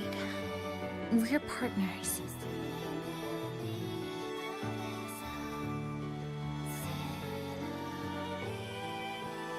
I received a precious gift while traveling with you. The courage to face reality and move on. There's something else I want to give you besides the ID card. I was out of inspiration towards the end, but finally managed to finish it after coming back to Honami and getting some ideas.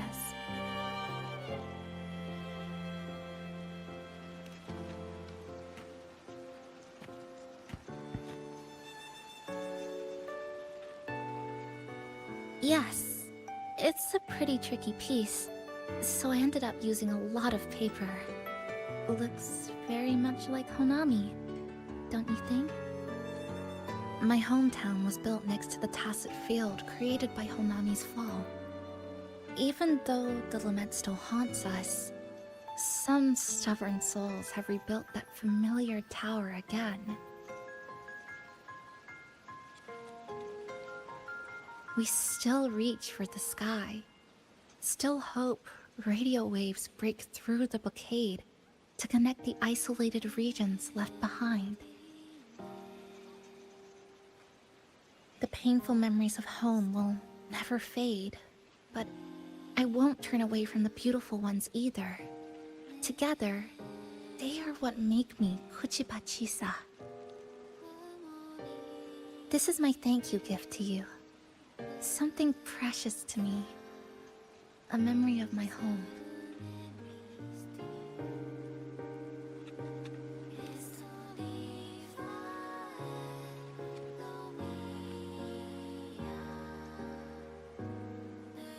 I just remembered. Namipon always said the cafe needed more life. Maybe now is the time to try. Like you said, I have time to stick around for a while, so... Would it be alright if I invite your friends from the Black Shores here for a party?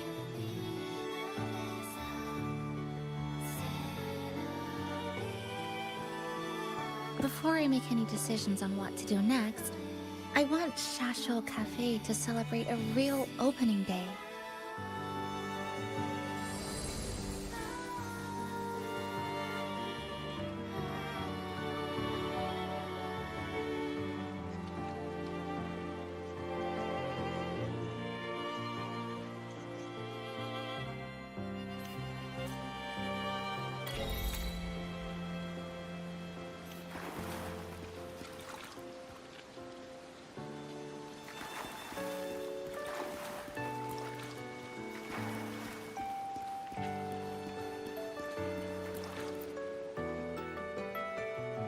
So, do you want to hang around a bit longer, or shall we head back?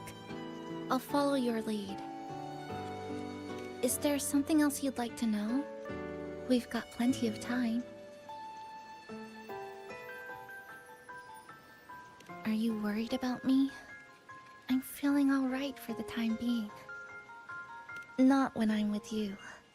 The people at the Black Shores called it a miracle that someone who was on the verge of overclocking for so long could recover.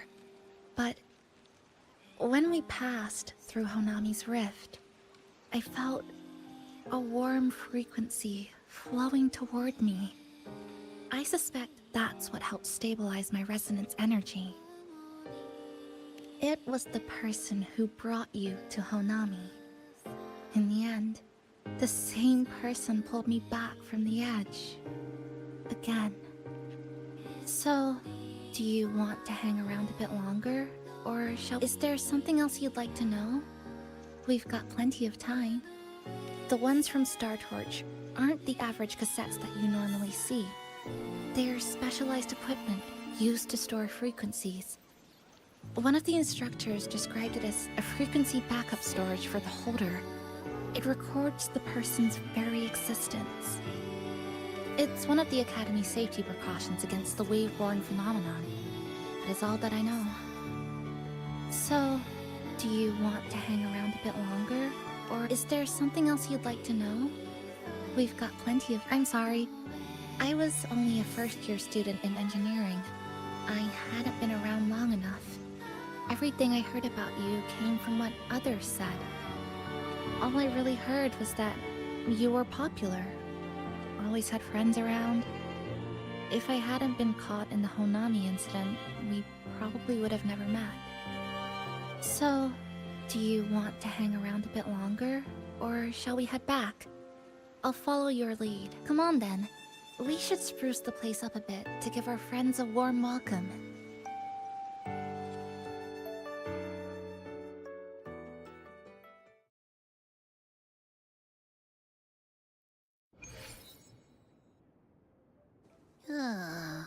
Come to think of it, this is the first time I'm here at this cafe while wide awake. You sure it's not because you've been putting in more nap hours lately? Says who? I got locked out by the Sonorosphere right from the start. Remember? I couldn't even get to you. And don't even get me started on all the wacky frequencies that I got mixed in with. You did a great job. Welcome to Shasho Cafe, Abby.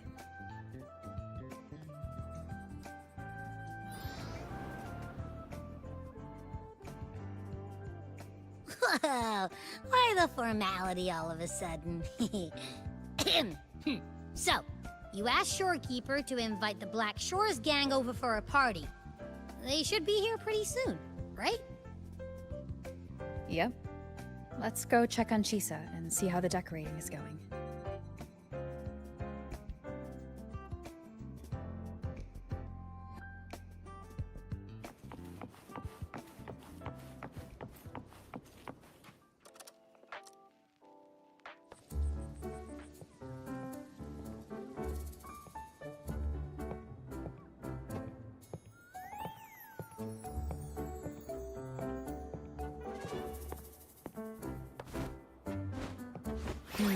Gotta hand it to you.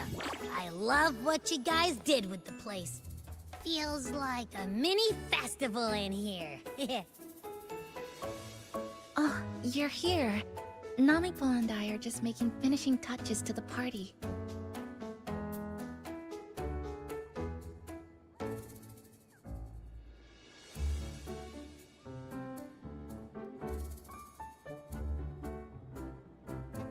Welcome aboard, Abby. Well, hello there, Chisa. It's nice to see you again. You're all so kind, you know? Say, what you got on the menu? In the cozy cafe, vibrant lights dance on the walls. Soft chimes whisper. Glad to have you aboard again, passenger. Chisa's the acting manager today, and she'll be our host for the opening party.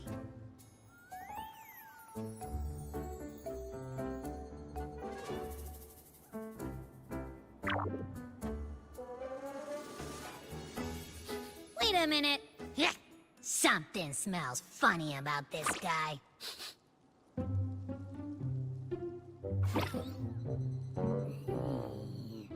This frequency isn't echo or TD. Feels like it's hiding a whole mixed bag in its fuzzy tummy.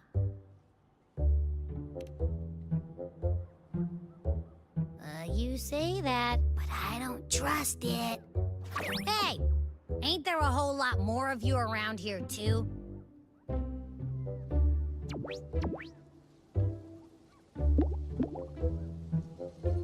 Would you like to join us in putting up the decorations, passenger?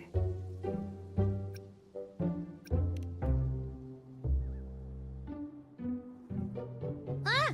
Anna's completely ignoring me! Now it even chats up Rover like they're old buddies or something.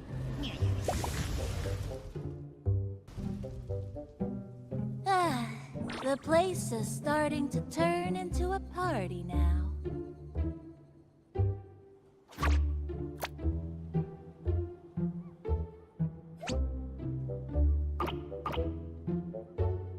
Is something wrong with your friend?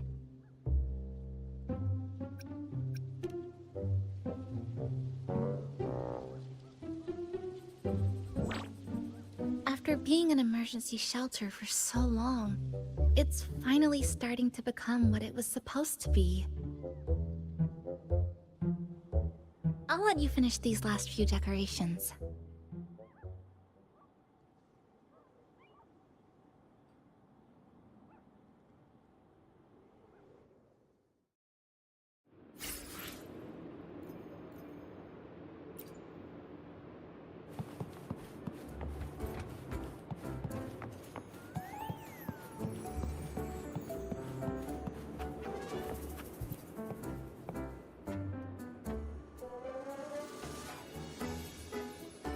Ah, this was left here by Passenger 3. Passenger 1 is Chisa. You're Passenger 2. As for Passenger 3... Passenger 3 is the relentless seeker of truth. She never gave up her quest.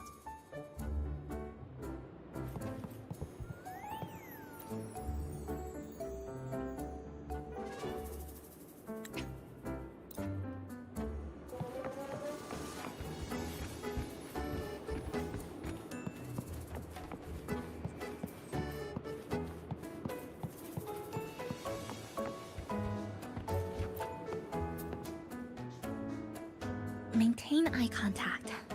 Smile. Greet everyone as they come in. A little bit. I'm just reviewing the basics of greeting guests. Shasho Cafe is like home to me in Honami. Honestly, it's been a long time since I hosted anyone at home. I think the last time was sometime in high school. To me, you're different from everyone else. I didn't give it much thought at the time. Anyway, I need to pull myself together. A manager must stay composed.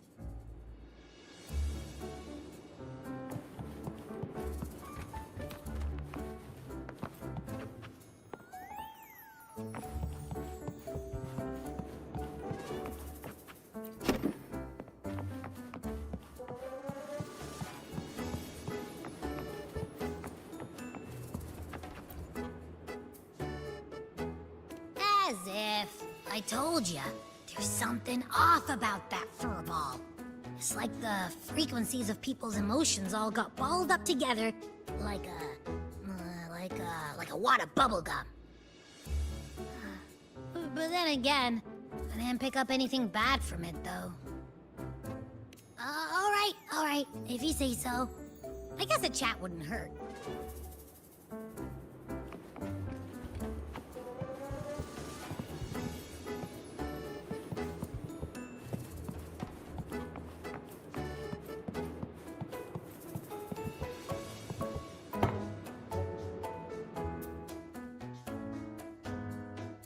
Passenger, Chisa was the one who proposed the party. She has put lots of efforts into preparations. For this, I'd like to prepare a surprise. A special ornament just for her. Any recommendations? Agreed. It must be something that would let all the passengers know Chisa is the manager of the day at first glance.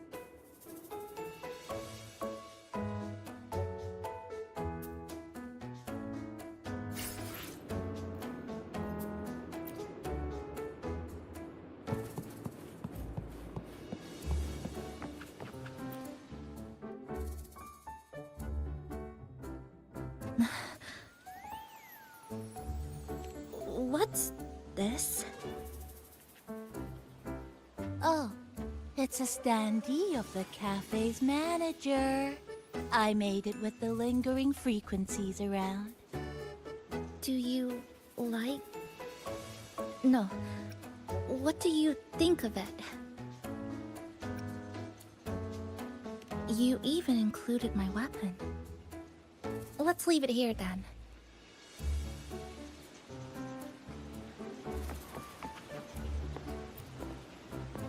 Thank you for lending us a hand with the decorations, passenger. I'm sure the others will be very pleased.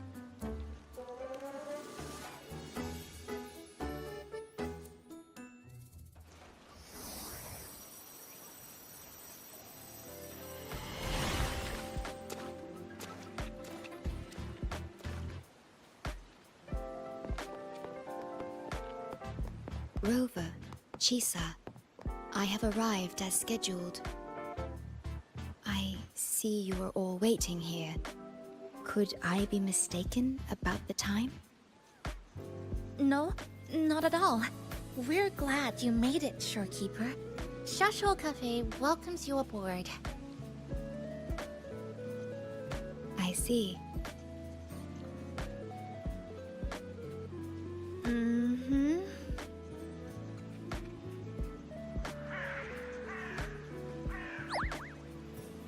Oh, say something, passenger. This awkward silence is killing me.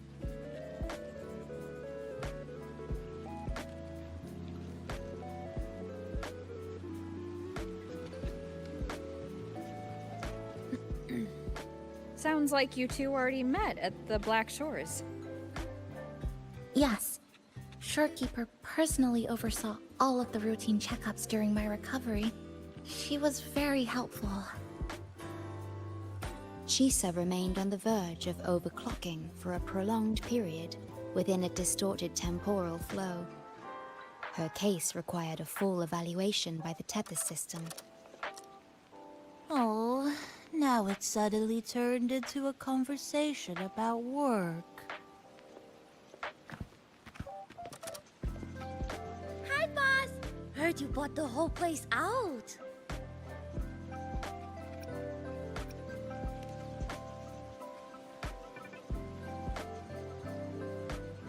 Very good, La! My reading for you said visitors from all around. Wealth coming in thick and fast. Super lucky day for an opening. You must be Buling. I've heard about you from Rover. You're the one who helped pinpoint Honami's rift. Thank you. It's no biggie. Me and boss, we go way back. Just treat me to a good meal and we're even. Good to meet you, Chisa. And this floating one here... I'm the cafe's mascot. Call me Nami-pon. Hello, Nami-pon. You show the way? Been walking until my legs go jelly. Need to sit and rest a while.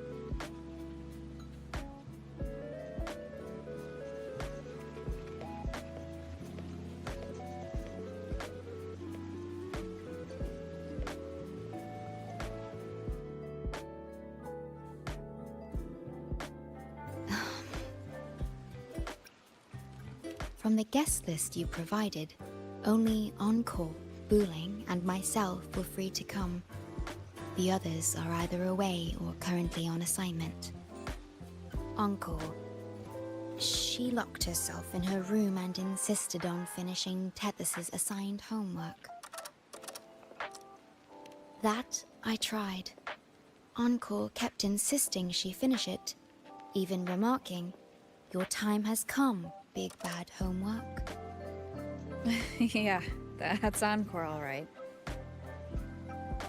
Is Encore that little girl with pink hair? I helped her with some math problems over at the Haven of Sprouts once. She's a quick learner. She understood all the formulas I taught her in no time.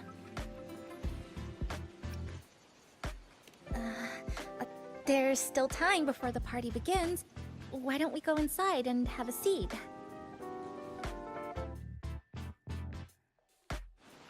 Would you like to start off with something to drink? Anything would be fine. Thank you. Is that? Oh, no need to mind that. Oh, very well. I shall follow the proper code of this cafe and prevent eye contact with your standee. Wait, I didn't mean that.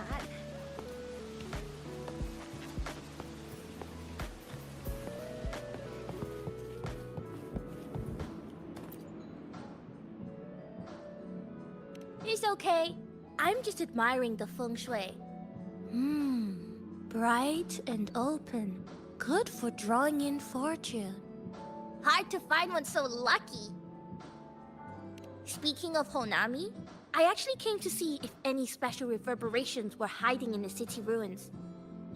But after coming here, it's really quiet. You won't find another place like this in the outside world. A good thing, of course. It means that lots of people here let go of whatever they were holding on to. Just poof, all gone. Oh yeah, the coffee beans haven't been changed in ages, right? Next time, I'll bring some of my favorite blends for you to try.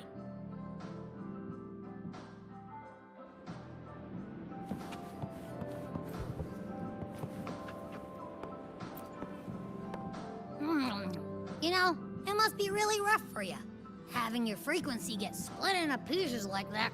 And then clearing your head of all the clicking and buzzing. That's all in the past now. How's the rice dango? Not bad, actually. Soft and chewy. Well, I guess I shouldn't have judged a Nami palm by its smell. Plus, you've been a big help to my buddy these past few days. I'll come give you a hand after I'm done with this dango. Oh, that's lovely. We'll take all the help we can get.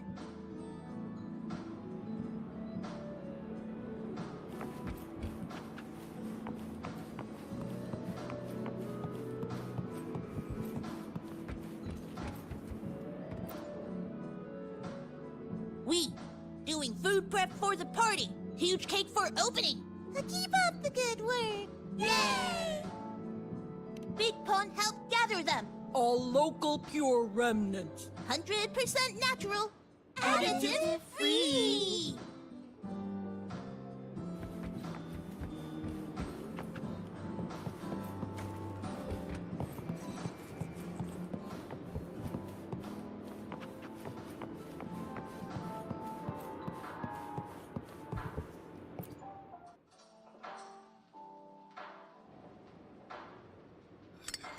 Here you go.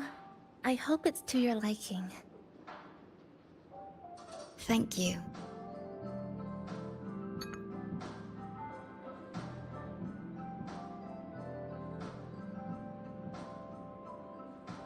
It's a bit bitter, but nothing I can't bear.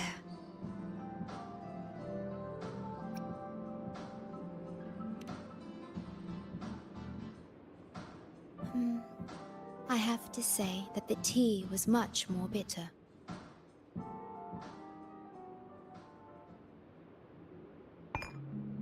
Now then, Rover, Chisa. The Black Shores has conducted another investigation on Startorch Academy, the school that you both once attended. As of now, we can confirm that the Academy, along with the entire region of Lahai Roi, has been completely isolated from the rest of the world by the Void Storm. A wave-worn phenomenon unique to Lahai Roi. When it's active, Any form of communication is blocked. So you're saying, right now, there's no way for us to reach the Academy?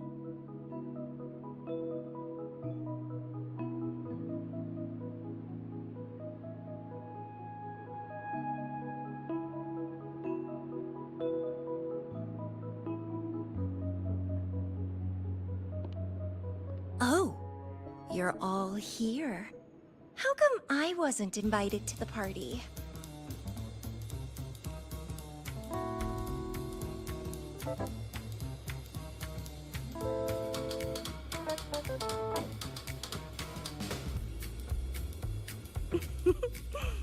Don't be silly. Seeing you is always my #1 priority.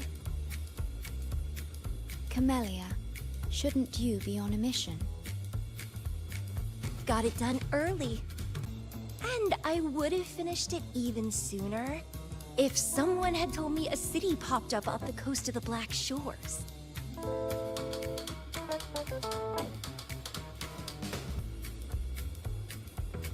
So, you must be Chisa. Hello.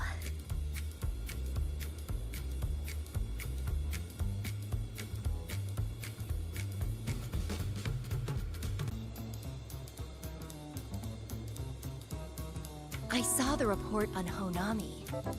Ugh, it's such a shame I wasn't there for the excitement.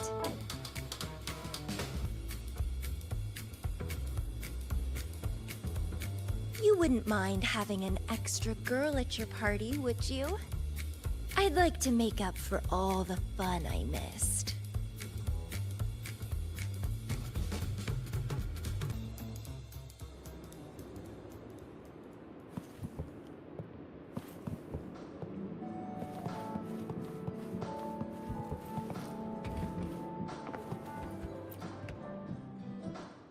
We doing food prep for the party. Huge cake for opening.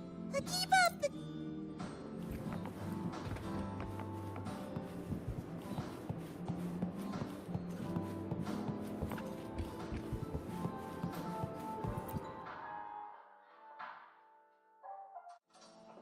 A city doomed to be destroyed again and again. Arid glow that triggers overclocking, and TDs tearing through the streets. But never mind that. You're here, I'm here. The two of us can dance. Doesn't that sound a lot more fun? Oh, Rover, if I got pulled in too, how much more fun would that have been? Fine, if you say so. I'll take those extra performances off the table then. Anyway, pushing through the pain of overclocking and mastering the shiver of death clawing at your spine, I spy with my little eye a promising seed. Interested in trying a little germination test, Chisa? A little eval I host, just for the brave. Eval, as in... Defeat me, or be defeated. Is this some kind of tradition in the Black Shores? Relax, dearie. Don't get worked up just yet. You can show me your dance moves once you're fully recovered.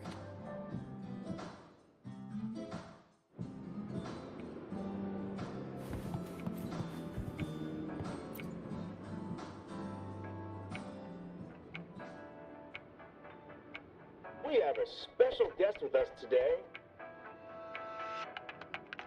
Well, hello to all the lovely listeners of the Pioneer Podcast. It's your old pal, Alto. Glad to have you, Mr. Alto. Why don't you start us off with the Lilyland incident? It all happened during the Troop of Fools big tour. Tickets were already pretty cheap, but scalpers hogged them all and were ripping off unsuspecting fans. Not the first time they've done something like this, actually. After Brant, the head of the troop, found out about it, he put on a disguise one night and snuck into their hideout. Retrieved all the tickets and bills as evidence right under their noses. It was bye-bye scalpers. Brant offered free tickets to all the fans that came to watch their play. Such a happy ending. Well, it sounds awfully like Brant did most of the work, Mr. Alto. So what exactly was your role in all of this?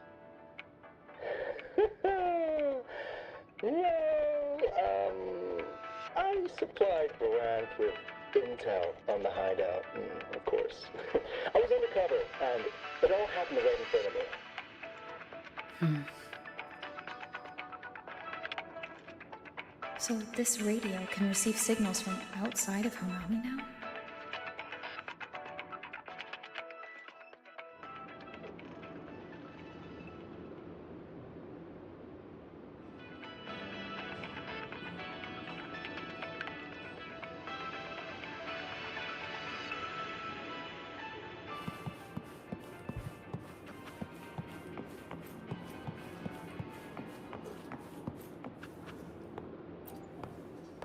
Everyone's here, and the food and drinks are almost ready. Shall we start the party?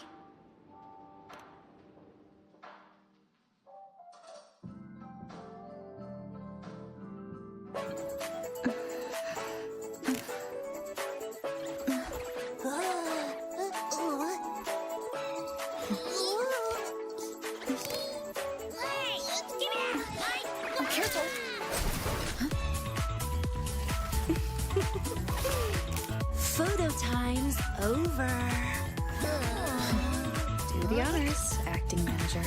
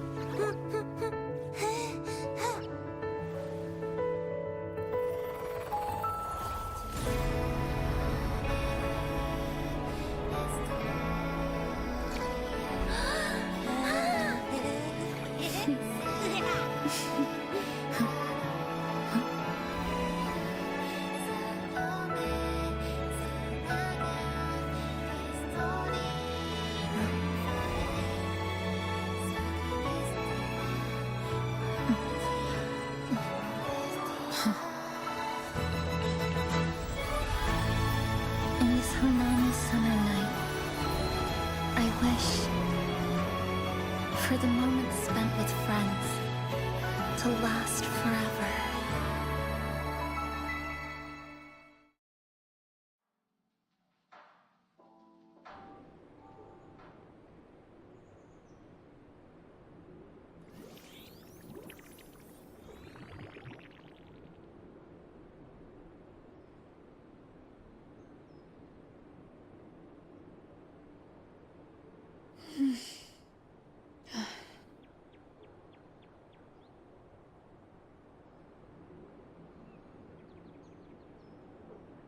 Oh, you're awake, dear passenger.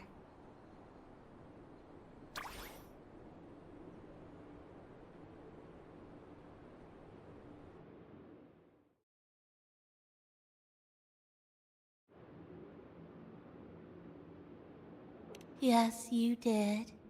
Everyone had a fantastic time last night. After saying goodbye to your friends, you got tired and decided to take a rest in the cafe. I did? The only thing I remember is what happened right before watching the meteor shower. What's the matter? Did you not sleep well? Chisa. Chisa woke up before you. She tiptoed out for some fresh air. Said she didn't want to bother you.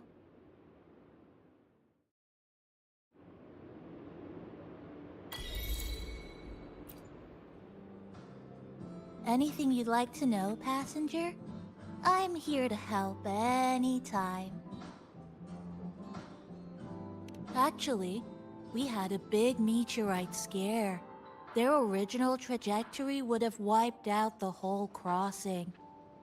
But you and Chisa gathered everyone's strength and turned that big scary rock into a sky full of stardust.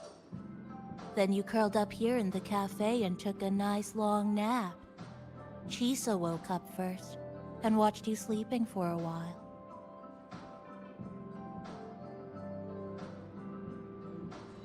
Oops, guess you got me there. But that last part is true, though. Anything you'd like to know, passenger? I'm here to help anytime. It was the surprise we prepared, and Honami's way of answering everyone's wishes. The city is free from its sorrows. Time isn't stuck anymore. That was a little epilogue after the real ending. And a happy one. Anything you'd like to know, passenger? I'm here to...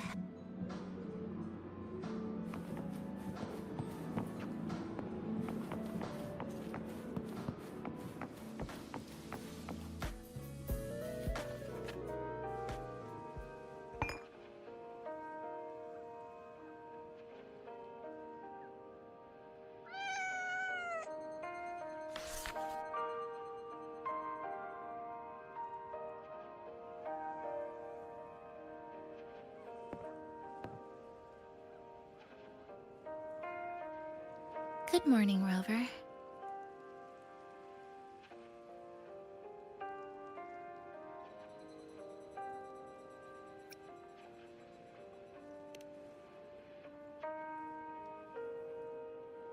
I already had a cup of coffee this morning. And please stop trying to be Nami-pon.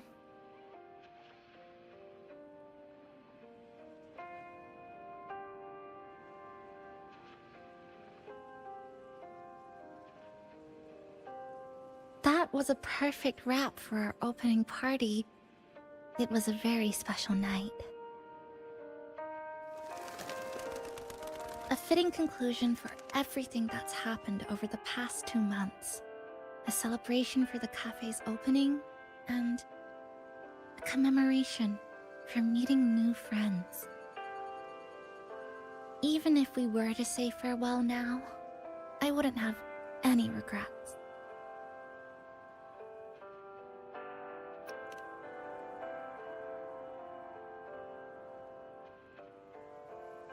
Yes, I have decided what I'll do next.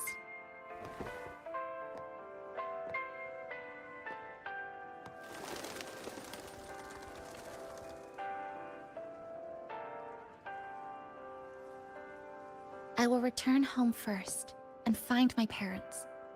After that, Star Torch Academy to complete my studies. Neither will be easy, but I will overcome whatever stands in my way. Just like how we did together in that tower.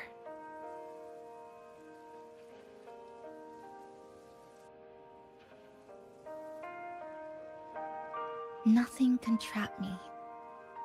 I'll find my way back. That's right. Nothing can stop you. We'll be going our separate ways for a while, but I'm sure when this is all over, you and I will see each other again. No. When the time comes, I promise I'll come looking for you. Then again, I won't be leaving right away. The Black Shores still wants me back for a few health checkups.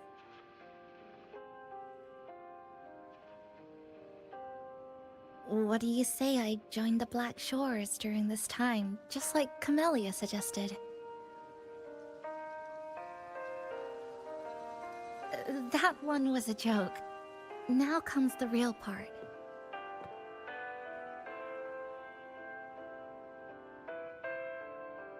Thank you, Rover. Thank you for everything you've done for me.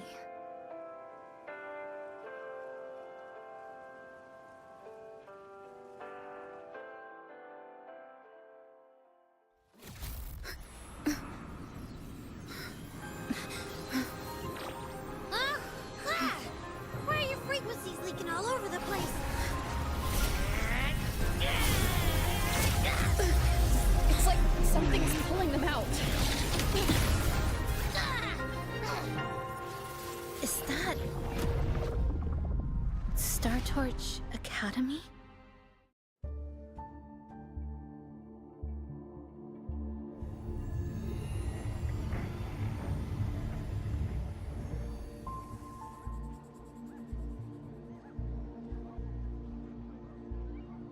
Your frequency loss has been contained for now.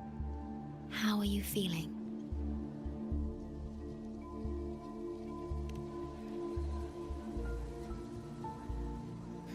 I'm glad to hear that.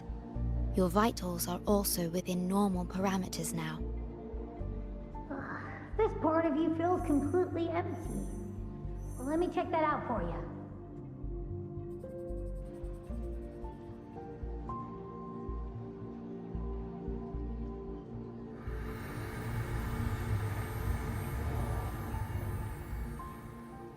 The connection between your frequency and the rift has been cut off. You are out of immediate danger.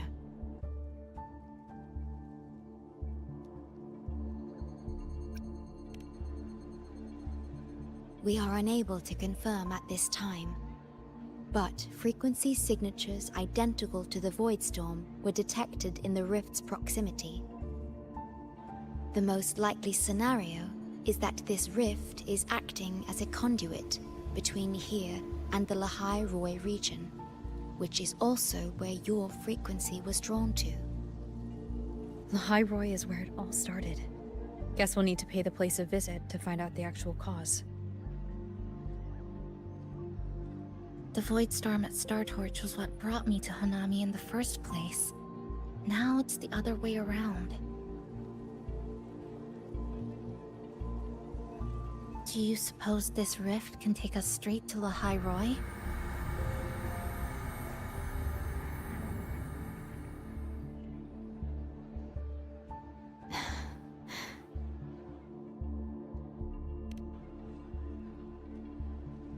Theoretically, yes.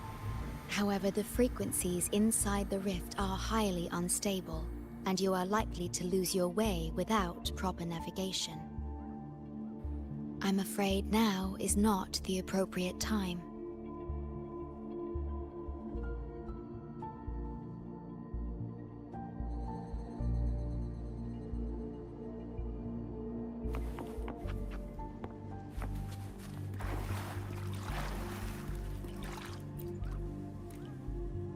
Safety risk moderate. Further surveillance is needed. That'll do as the report for Valentina for now. The rift seems to be in a stasis. No tacit discords popping out of it, at least. But I've recognized a few flashing images within the rift. Yes, most information about that school is highly classified. I only know what I do because a friend of mine is an instructor there. But we've been out of touch for a long time.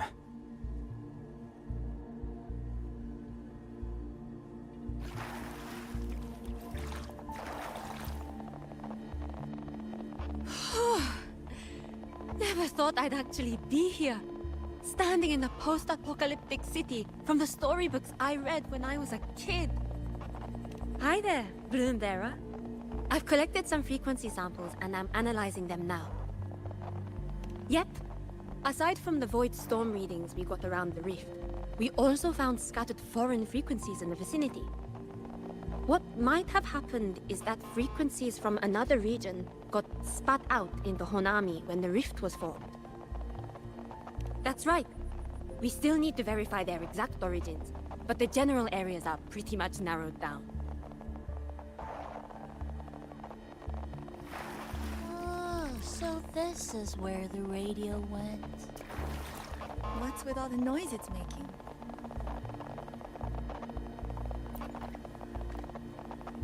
Oh, you're here. Look what I found. Spotted it next to the rift. Here, listen to this. This time, we haven't invited a target. The thing's not even turned on, but it's been playing these choppy sounds nonstop. Oh, I see the problem here. Try adjusting its receiver, passenger.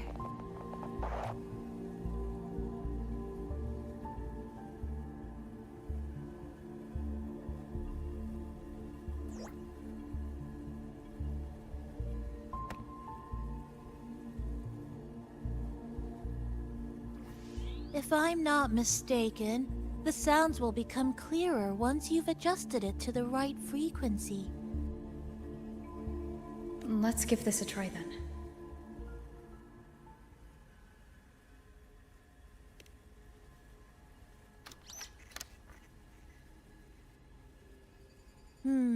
That doesn't seem right. Try the other way. In that case...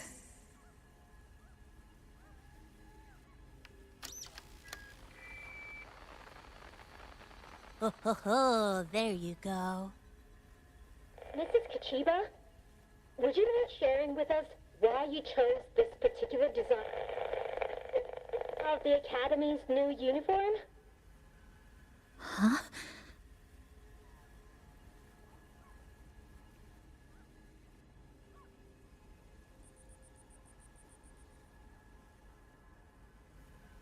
The inspiration came from, well, my daughter. She once made a cutout of this pattern from some old fabric at home. Very interesting. It really captures the Academy's spirit. If it's this uniform, I thought, my little Chisa would love to wear it.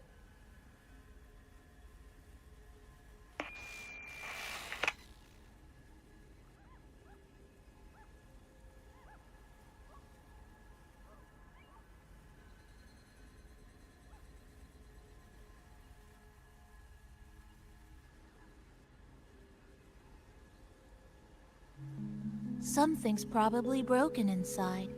I'll take a look.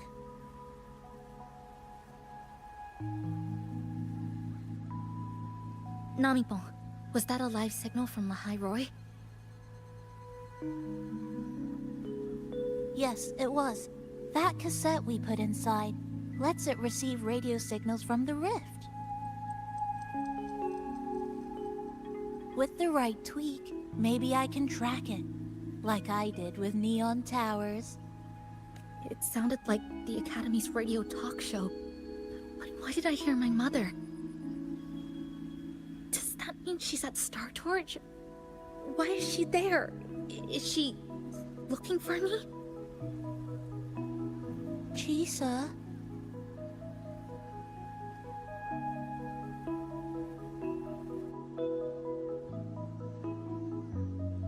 Chisa will need some time to process everything.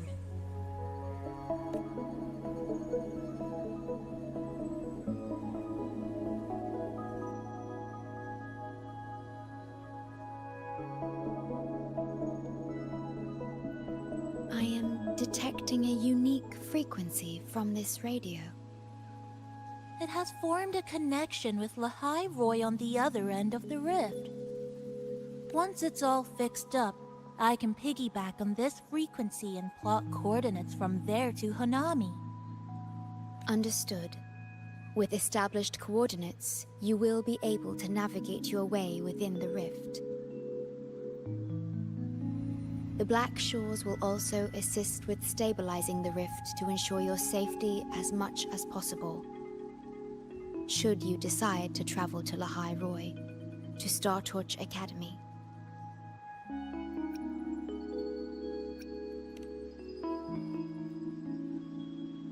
It is a region once forgotten, covered in snow most of the year, and sparsely populated.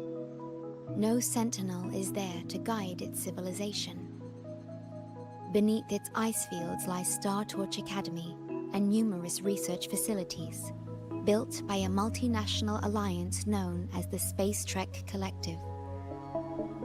Star Torch Academy enacts a strict access protocol for all personnel. I will have the necessary paperwork in place before your departure.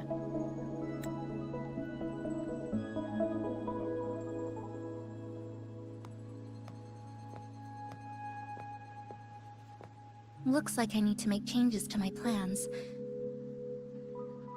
I want to go back to Star Torch Academy. My family is there, and so are my instructors and classmates. The future may be uncertain, but I know what I have to do.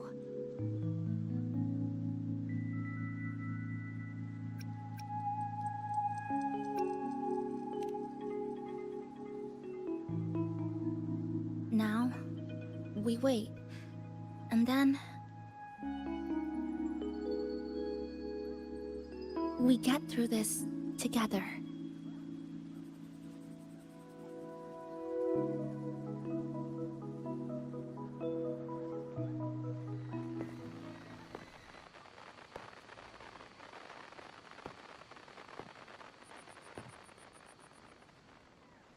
The universe has rejected us. Is this the answer you've been seeking? I hope to make you proud. I hope I haven't let you down.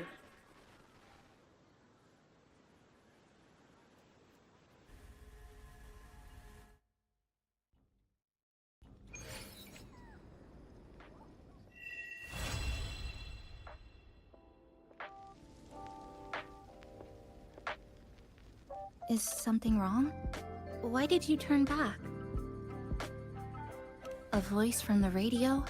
But isn't it broken? Yes. You must be exhausted. Should we go back to the cafe? I don't think I was imagining it. That voice.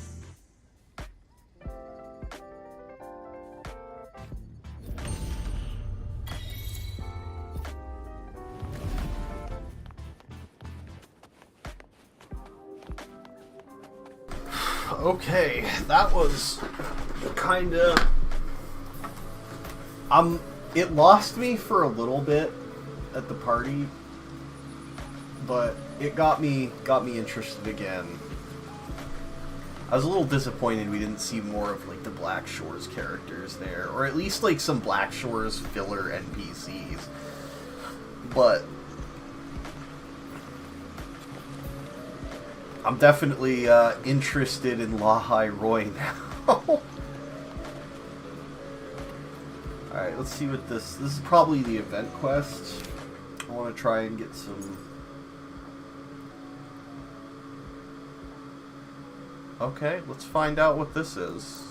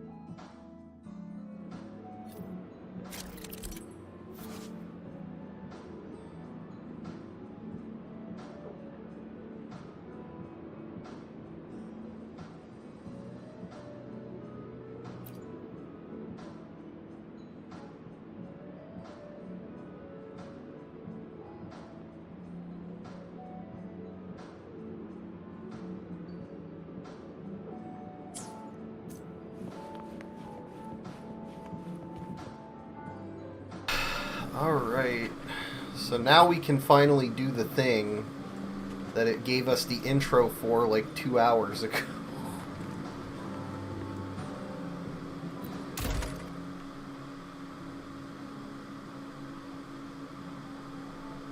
Oh, that's interesting. It still lets you use her in like the trial setup. Can I change the teams? Let's just auto-equip.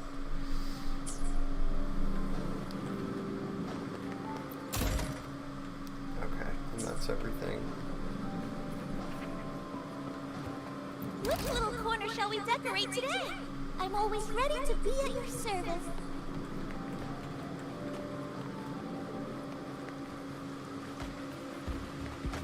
Finish exploring Honami Crossing. Alright, let's do that.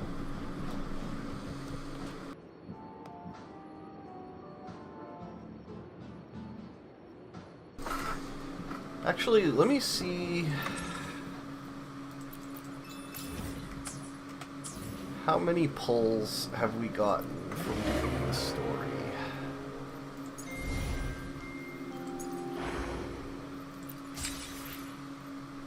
How many other pulls are available to us at the moment?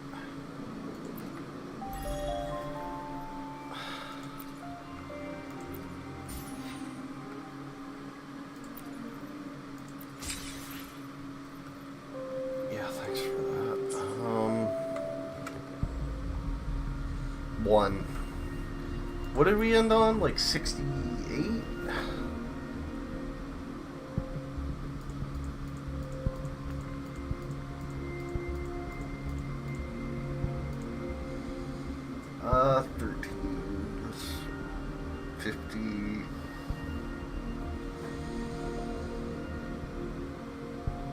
It must not have registered because... Wait, oh no, 13 times 5, right, and then plus 267, okay. 68.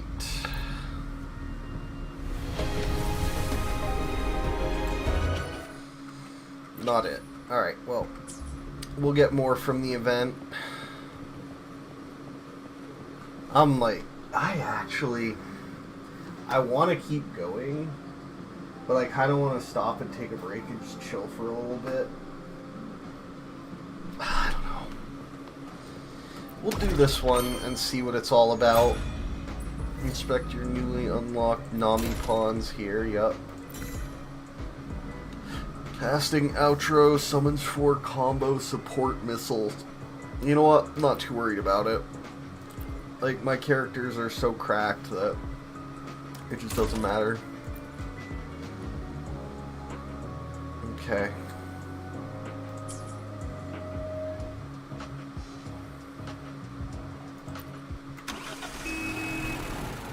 So I'm guessing this is a permanent event tied to the city. Let's move.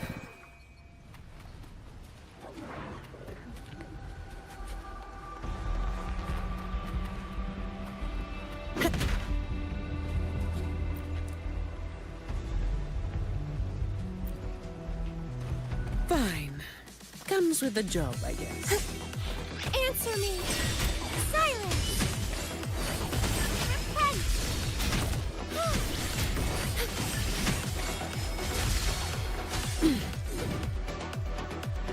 Oh, they're all trial versions of the characters. Interesting.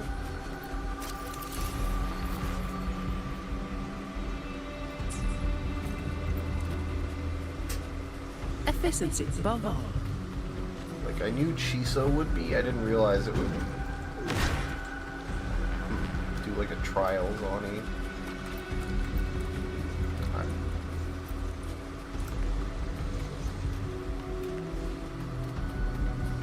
So maybe I can't just necessarily rely on my characters being cracked out. All yours. You barely made a dent. Or like, I'm guessing it'll be like, the anniversary event they did, where like by the end of it you really need beefed up characters to do like the stuff, but the early stuff will be easy. Okay, after activating a light box you can teleport back to its location while exploring. However, after you leave the area the light box must be reactivated. So these are like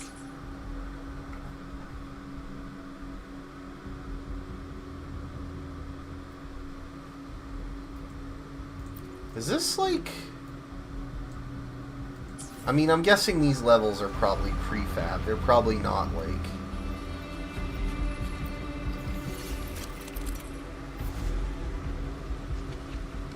Unique collectible valuable items. What significant value? These loot items can be sold to the sales champ in exchange for rice dongos. Okay. Efficiency above all. Fine. Okay. Comes with the job.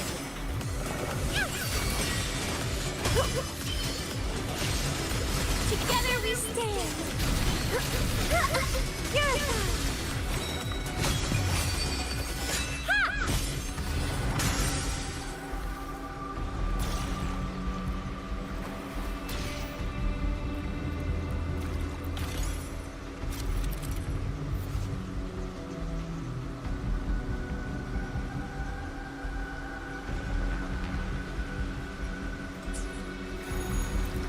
Huh.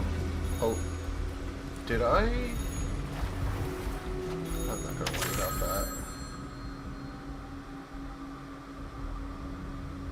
that. Okay, I will double check. Oh. After I clicked. No! Not now. Okay, I get it. I want to make sure I picked up both those items back there. I can't remember if I did. I was just kind of like reading through stuff. Yeah, it looks like I got them. There's one over there, though. And some kind of breakable.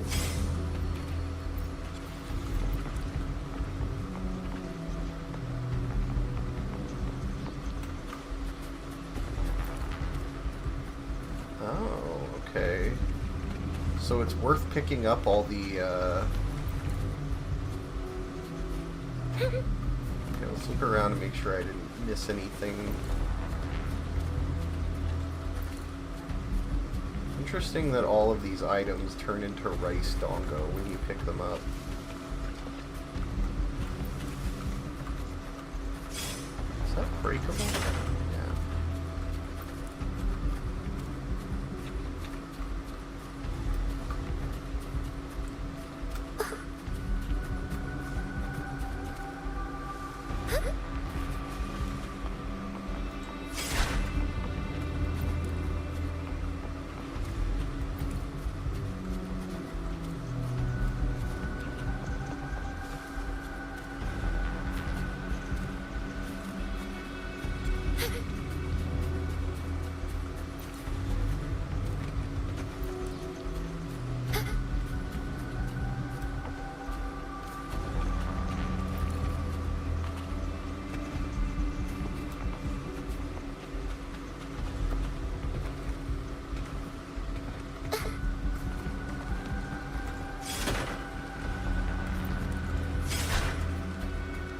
Yeah, this definitely reminds me of the anniversary event.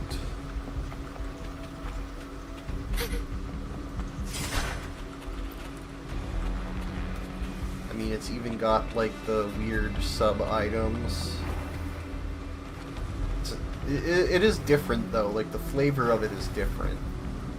I know a lot of people apparently didn't like that event. I thought it was fine. I do think they need to have more co-op in the game. Okay, so is that it for this entire level? Like, is there nothing else here?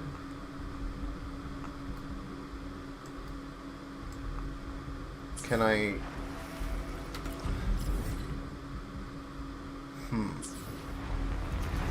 Well, it looks like there's supposed to be a road back there that you can go up.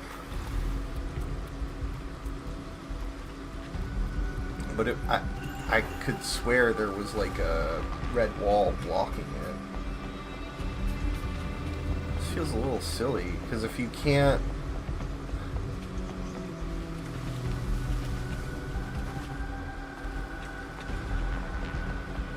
Let's just go check. So, I can almost 100% guarantee I'm not going to be able to go through that. Yep. Okay. Is that a gap? No. Okay. Alright, well, I guess we'll just extract.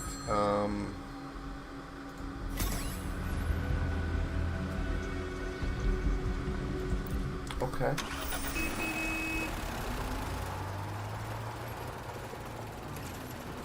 I do like the sort of paranormal investigators vibe.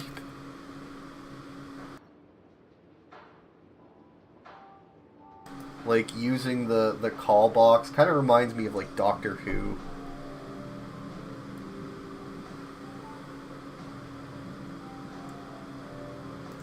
Haunted apartment. Okay. Well, let's go ahead and do some upgrades What little here. corner shall we decorate today? I'm always ready to be at your New service. indoor lighting to create a warmer. Not yet.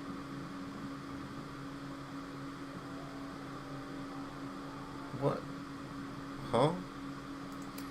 I guess you have to... Oh, you need a lot, too.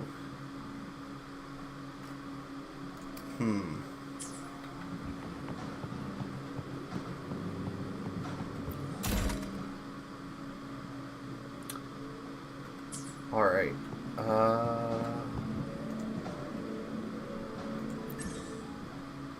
I think I'm gonna just do this. I think I'm just gonna do my dailies and stop for now. And then come back to this later, probably. But yeah, I just want to get that out of the way. Save myself a little bit of...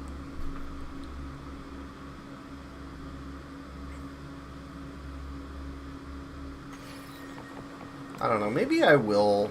Maybe I should do like a full upload of the story. Although, I feel like this is part of the story, like the event. It's just not voiced. I'll think about it. Either way, I'm stoked that I got Phoebe's weapon within, just like off a free pull.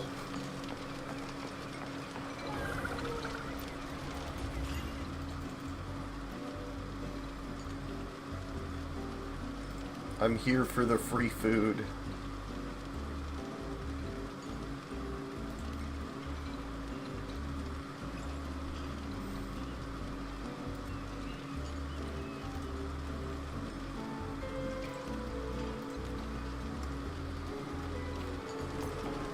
Okay, that should be enough to, yep. Okay, great. Is that enough for another pull? Oh my... well, technically, yes, because I still have those leftover, so yeah. Yeah, actually it is. And let's clean all. And, I did get a free one of these, so we'll do that. Junk. And, yeah, I'll do one more pull for Chisa before I go. This is 69. Nice. No, not right now.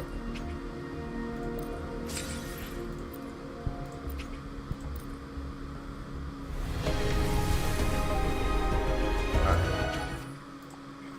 And actually, do we have enough now for... No, we don't. Okay.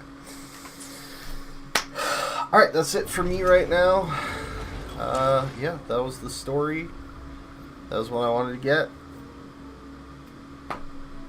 I'll maybe talk... I talked a bit about my thoughts. Maybe I'll talk more about them later.